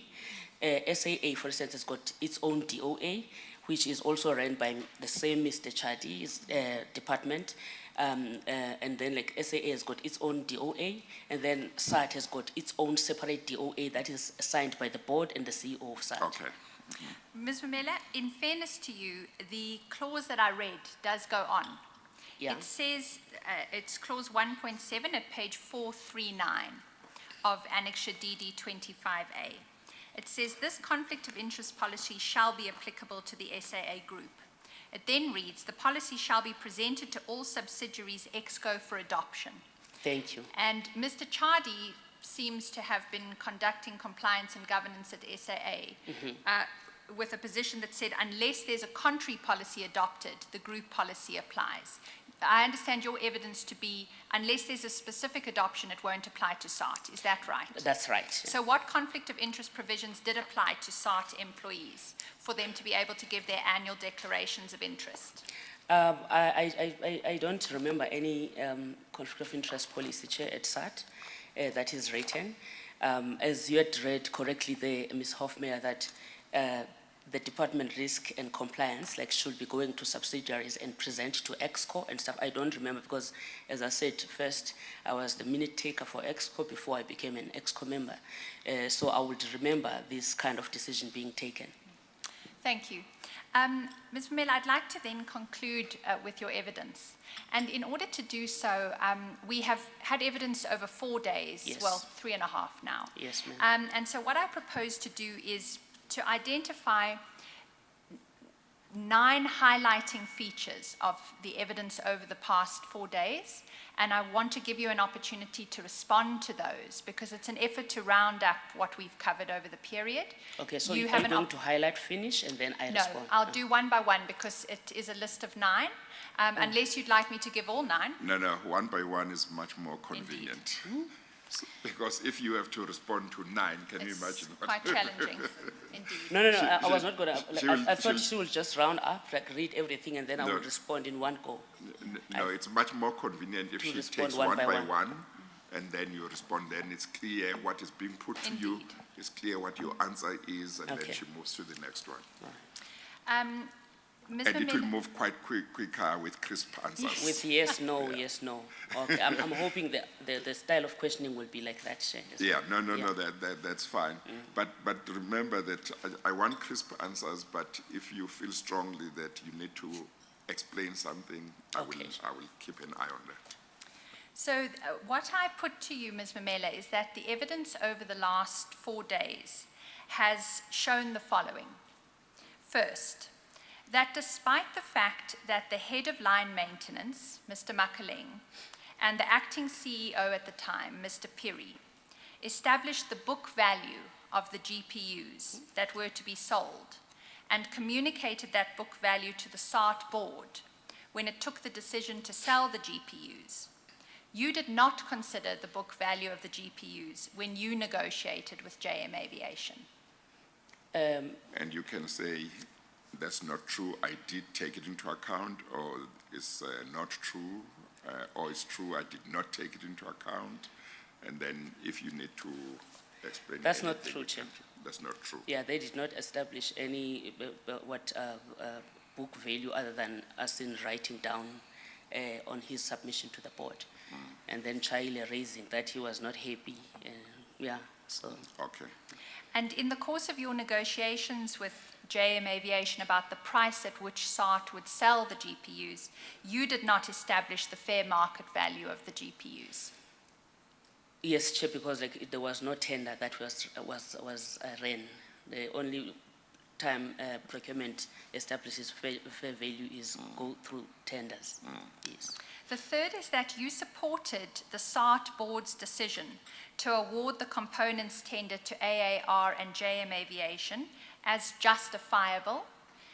And that was at a time when there were calls from the SAA chairperson for SART to cancel the contract. Is that correct? Just please. No, well, she says, is that correct? And your answer should start with, yes, it is correct, or no, it is not correct. Okay, sure. Then you can explain if you need to explain. Of course, based on the board minutes that she had read for me, but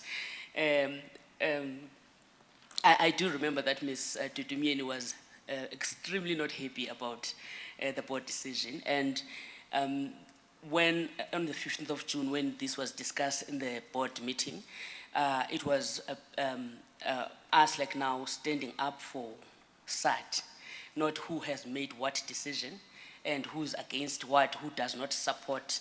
I still stand by my version saying we were all shocked by that decision by the board that, okay, they just made that decision there, but like they had their own reasons.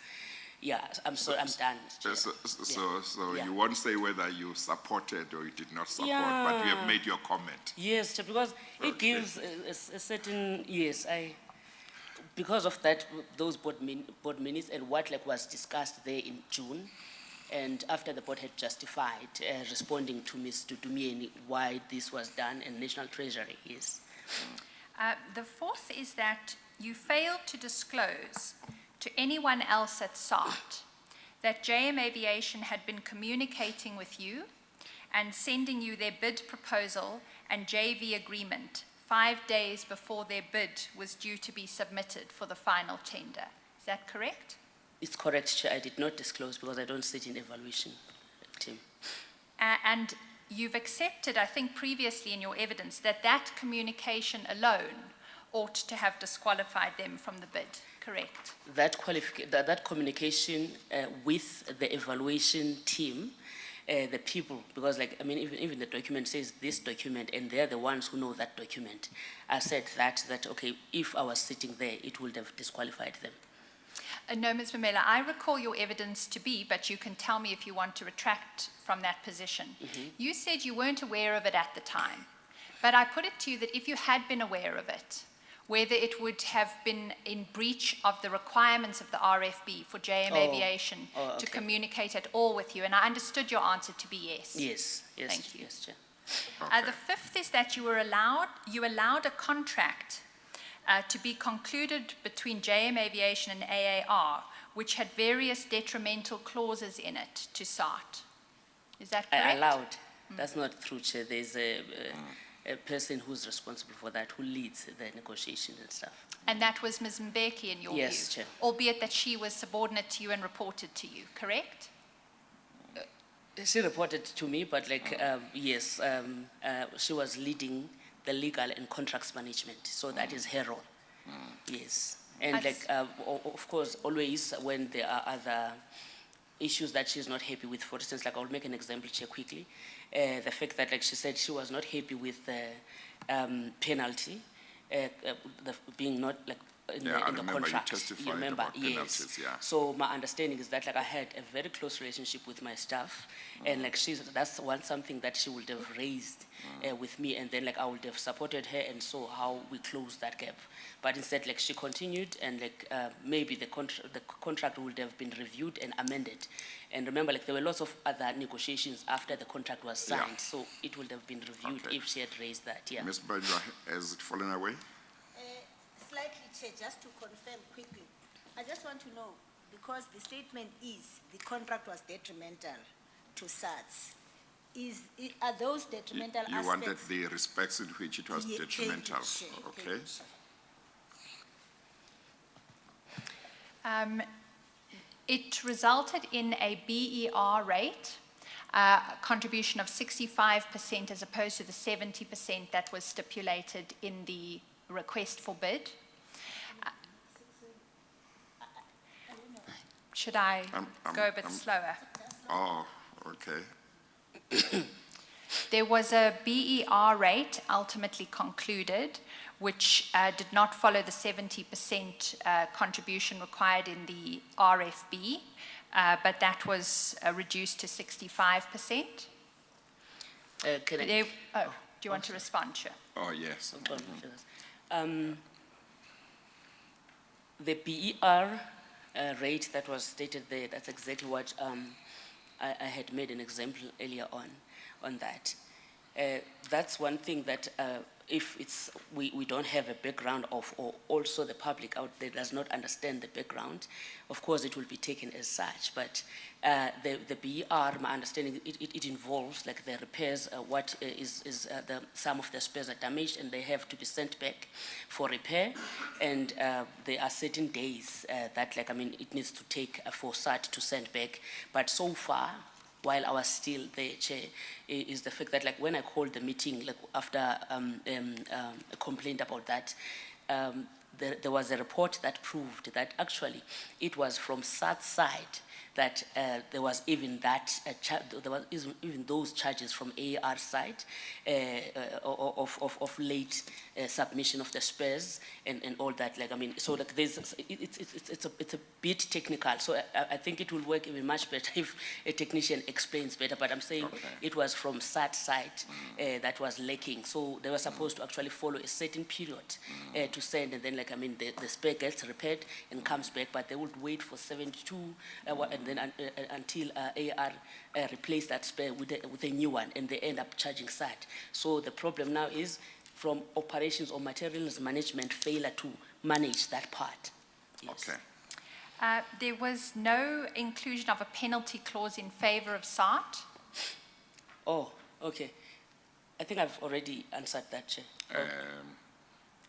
Well, what Ms. Hofmeyer is continuing to do is to specify the respects in which the contract was prejudicial to SAT. To SAT, okay. Yes. You have talked about penalties, but do you accept that the absence of such a penalty in favor of SAT was prejudicial to SAT?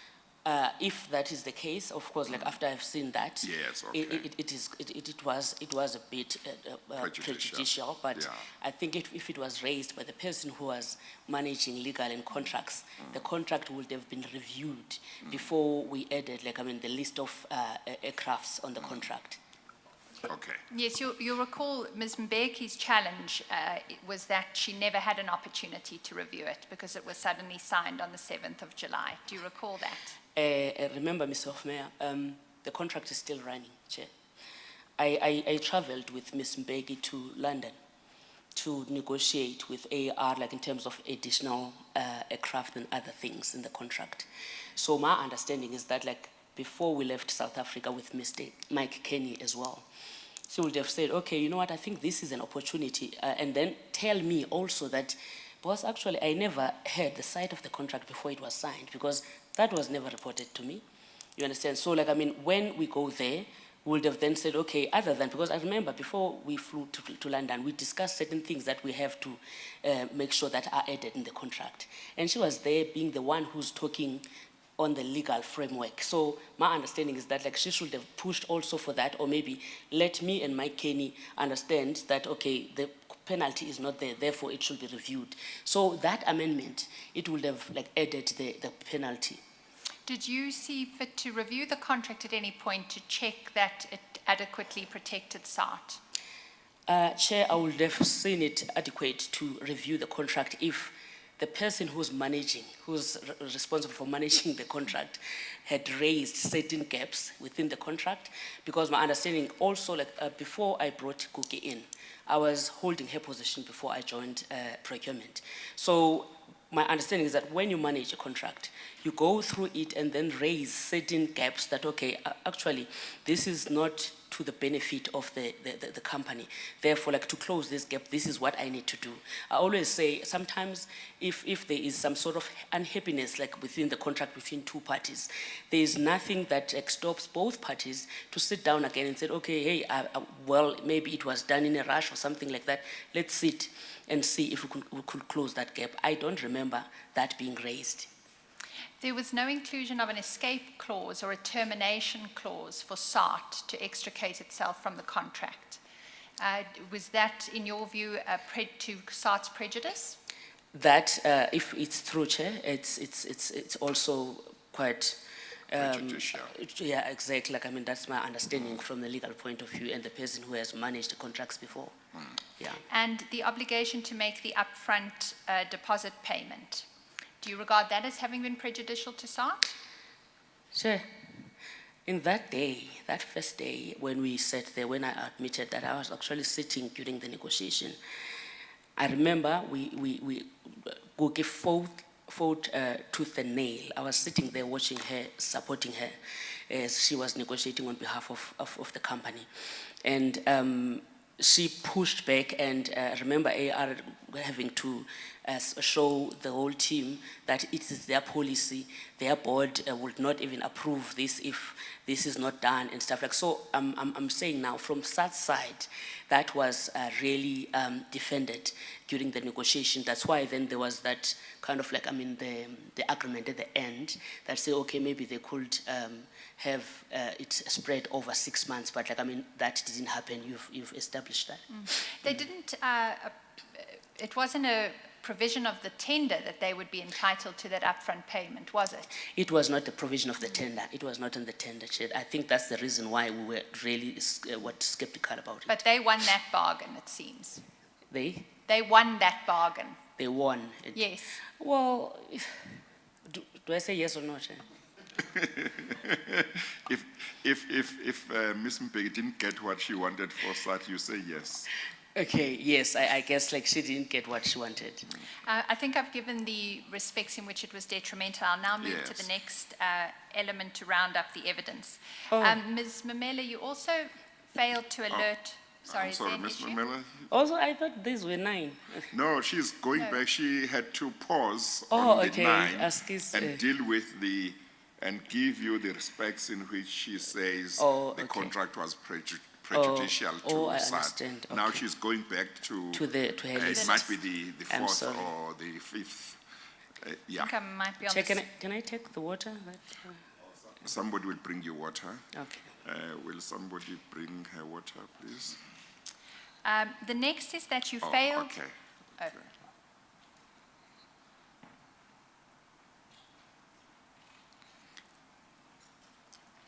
Okay. Ms. Mamela, the next is that you failed to alert finance to the fact that the contract with JM Aviation and AAR did not in fact require an upfront cash payment to be made. Do you want the question to be repeated?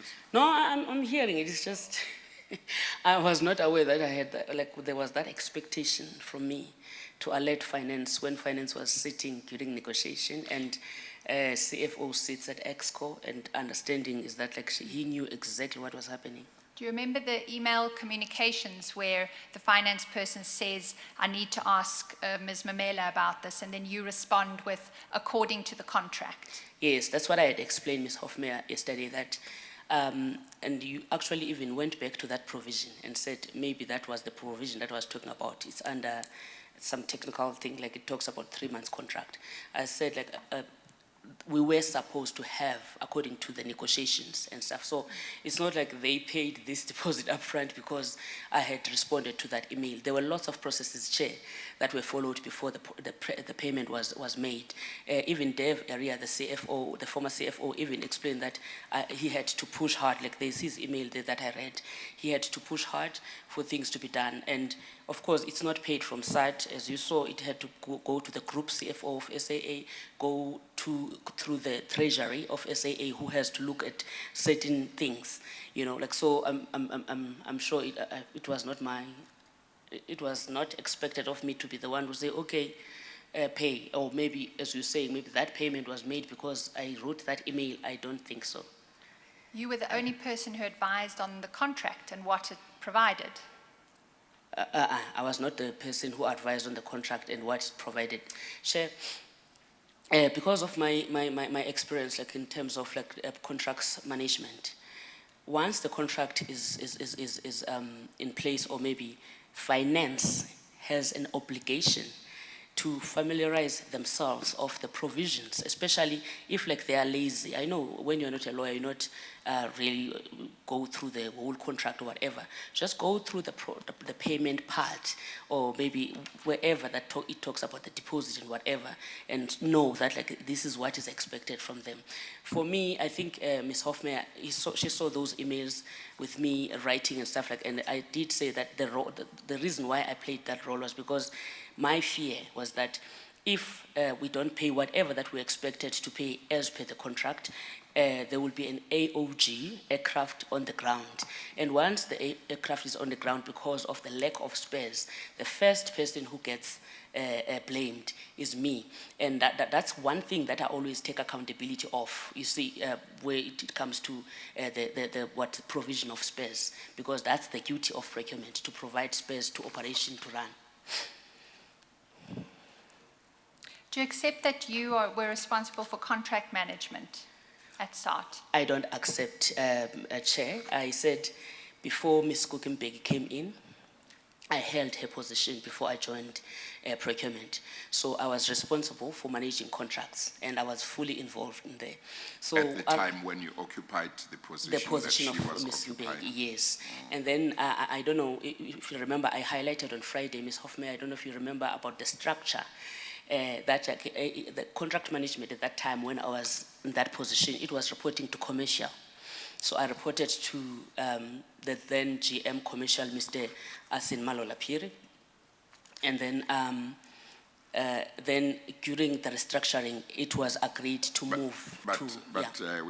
we might not need to go that okay. far. Your answer is no. As HOD SAM, I don't manage contracts. That was not part of your responsibility? Yes. Yeah, it had been part when you were occupying another position? Yes, Chair. Okay. Ms. Mamela, do you remember an issue being raised by Mr. Lionel LaRue in March of 2017 around the AAR JM Aviation contract and some of the articles that had been circulating in the media about it? Okay. Or do we go? I just want to ask, do you remember it? Okay, I do remember. I remember there are lots of communications, but I do remember. Yeah, then she'll come Yeah. with a question if there is a question. There is just a follow-up, Chair, because Yes. Ms. Mamela has been very emphatic in her evidence at the moment about not being responsible for contracts management. And I'd like to then take her to this email communication, if I may. Yes. I hadn't necessarily thought it would be necessary, but it seems to be. You'll find it in DD 25B at page 757.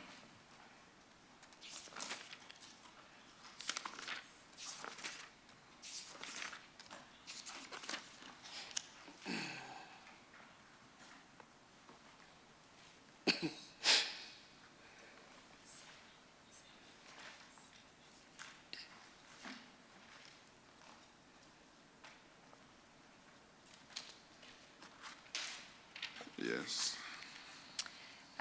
You see in the second half of that page, there's an email from Mr. Lionel LaRue in which he raises these issues about the AAR contract.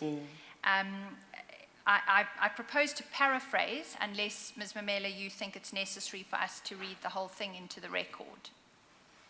No, The issue that Mr. Lionel was raising... please read it.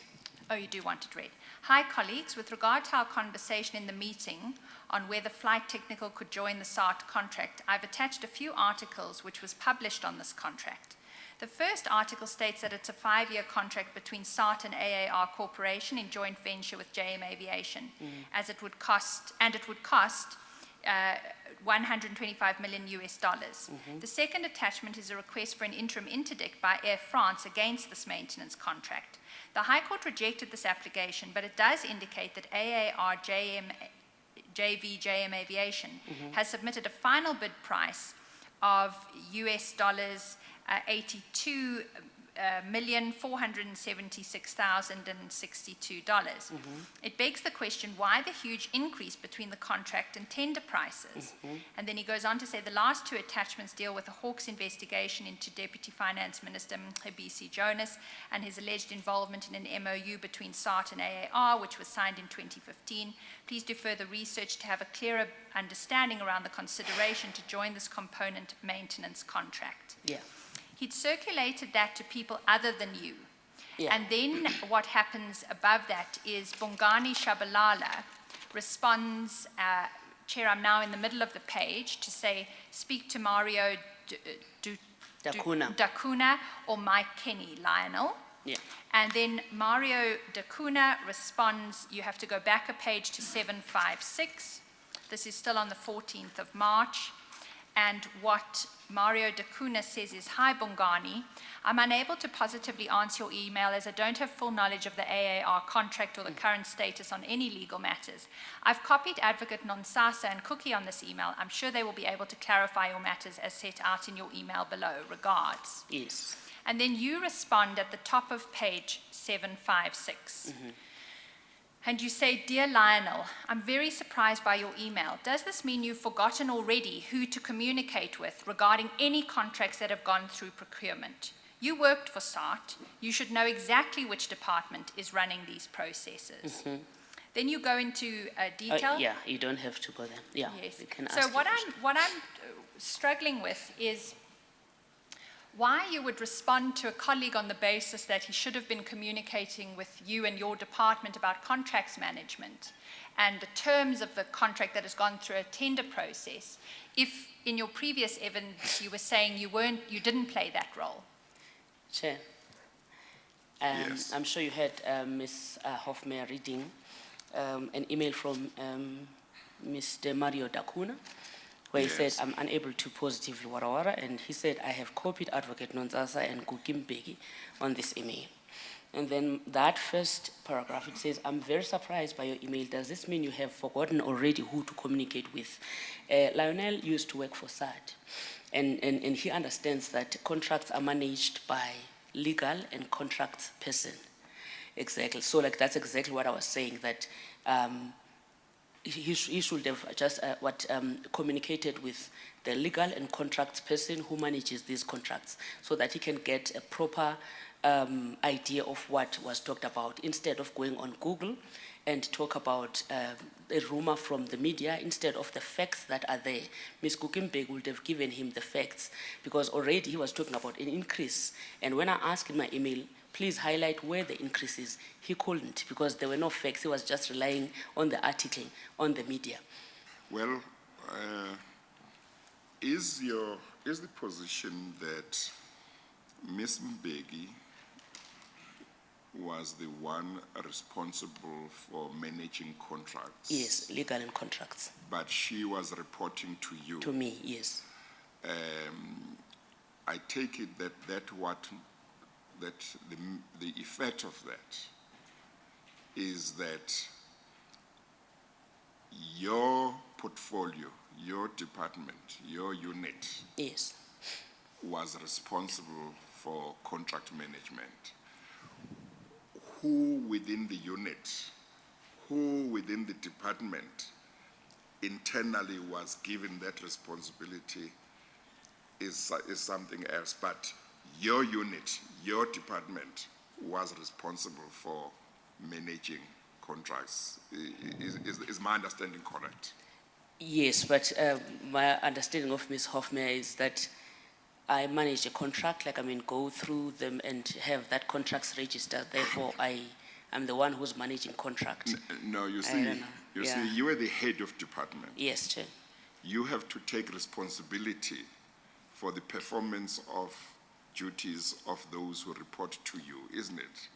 If something goes wrong within your department, the CEO is entitled to call you and not Ms. Mbeki and say, why are your subordinates not doing their job? Yes. Isn't it? Yes, Chair. So from that point of view, is it not correct that it would be correct to say you were in charge of the department that was responsible for contract management? Yes, I was in charge for the unit that was responsible for Yes. contracts Okay. management and All right. other portfolios. Okay. Ms. Mamela, in your interactions with finance about the payment of the deposit, you indicated to them that the contract required a cash deposit to be paid, and that was in circumstances where the contract did not require it. Do you have a comment on that? Okay, repeat that, Ms. Hofmeyer. When you were interacting with finance Yeah. about the payment of the deposit, you indicated to finance that the contract required that the payment be made. And I put it to you, that was in circumstances when the contract actually didn't require a payment to be made. Okay, I still stand by my version, Chair, that how I wrote that email meant that we were expected, or we were supposed to, I even read yesterday, we were supposed to have paid upfront and stuff. And then I even mentioned the 3 months deposit, which later was picked up in the contract by Ms. Hofmeyer and stuff. So I'm not agreeing to that. I'm still standing by my version. Let me make sure I understand what you're talking about. You remember yesterday we talked a lot about the deposit. The 3 months, yeah.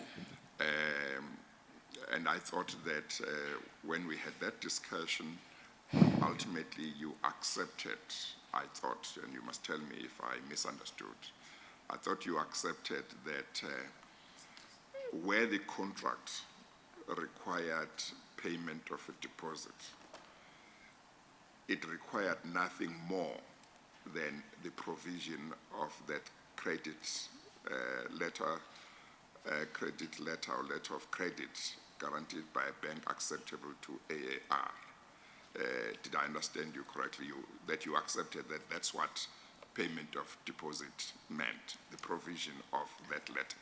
I accepted what the clause that was read by Ms. Hofmeyer from the contract. Yes. But I said the interpretation of my email to say finance was expected, because now how it's put, it's as if I instructed finance to pay cash or something like so. That's how Yes. she's putting it. But I'm saying Yes. yesterday I accepted how it was written, explaining the deposit. And then she went on and read when I asked if we could go back to the contract. And there was indeed where it was mentioned the 3 months, which confirmed what I had said in my email, where I said Yes. it was supposed to have been 3 months paid in advance or something. Yes. Yeah. provided for there, was there any payment of cash that the contract required to be made by SAT before anything, before the contract could, before performance by AAR? No, Chair, other than the There was deposit. No, Chair. Okay, all right. Thank you, Chair. It's just that there was reference to security at some stage. Yes. I don't know Yeah. whether it was security deposit, and I wasn't sure whether It was that security meant deposit. whether that was another type of deposit or it was the same It was deposit. just the same deposit, Oh, okay, no, that's fine. So your evidence is you accept that in terms of the contract, there was no advance payment of cash that was required from SAT. Yes, like, in terms of the clause In in terms the of the contract, clause, yes, yeah. it had Okay. stated down how Okay. it should be done, All yes. And Ms. Mamela, all of those aspects of your role that I've highlighted took place at a time after JM Aviation paid the 1.2 million rand towards the purchase of your Bedford View house. Is that correct? No, Chair. Which one didn't happen after? Okay, like they have happened after, but I'm just saying no to the link. I'll get to the link in a Okay, moment. yeah, I just want the to... question was just factual Oh, in terms okay. of time, yeah. All right. You accept that it was after. It in was terms of after, time, yes. The link is really the following, Ms. Mamela. I want to put it to you that as a result of accepting that monetary benefit from JM Aviation, you were improperly influenced to favor them in their dealings with SAT. Do you want to respond to that?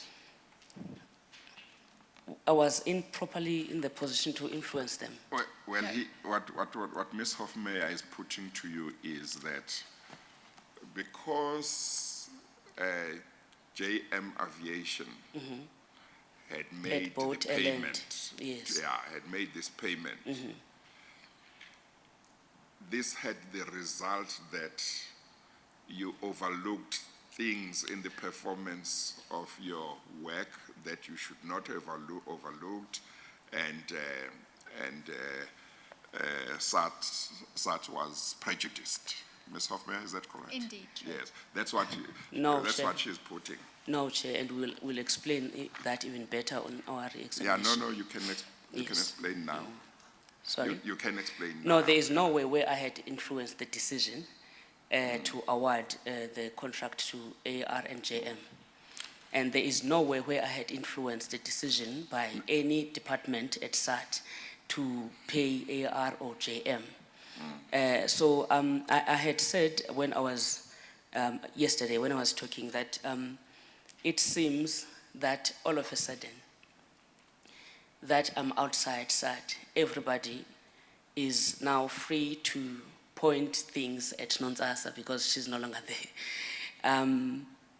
It goes as far as guys, denying the fact that they attended meeting because they know there's no camera that will prove that they attended meeting. Executive members that are saying, okay, Nontsasa, I asked for the contract from Nontsasa, and Nontsasa said, I don't have a copy, I'm protecting you. And then like there's Mr. Skulk, who has never seen me from a bar of soap. Right, Mr. who's- Human. Mr. Human, who has never seen me from a bar of soap, who's comfortable enough to come and sit here, talk about me, because, so you end up not understanding what kind of a role then that I play at SAT. It's as if I was even actually far more senior than the board. If I didn't know better, Chair, I would say maybe unknowing to myself, I was a minister, just holding in instructions and stuff. I reported to people. I was an HOD, and I played my role to the best of my ability. That's why I said earlier on, if I had sat here to answer that, okay, my department, based on the Auditor General, these are the findings, because you did not ensure that your department ran according to the laws that are guiding the public procurement, I will understand. But where I have to answer on behalf of the acting CEO, it means I have that power to influence the acting CEO, to influence the person who owned the GPUs, who had a responsible in terms of the PFMA to protect what he thought was not right to get sold. And you understand that the list goes on. So no, I did not have any influence. Thank you, Chair. Those are our questions. Yes. Yes, okay. Thank you. Thank you, Chair. We are at 27 minutes past 12. So it doesn't look to me that we have enough time to do anything meaningful in terms of re-examination before we have to adjourn because of my commitments. So it seems to me that what we should do is adjourn, and a date would then be arranged. And I don't want somebody to say when I said arranged, I meant it must be agreed. No.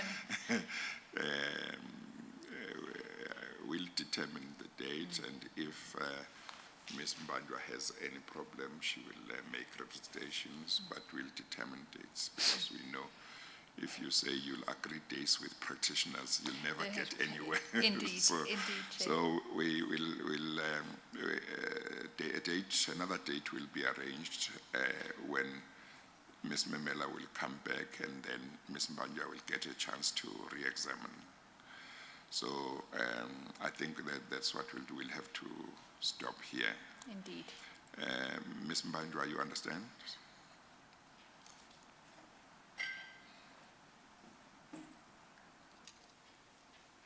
Yes, Chair, thank you, I accept. It won't be as agreed, it will be as arranged. Yes. There is just one request, Chair, we have, if it is possible. I've already raised it with Ms. Hofmeyer. Yes. And she did say that that document is not available.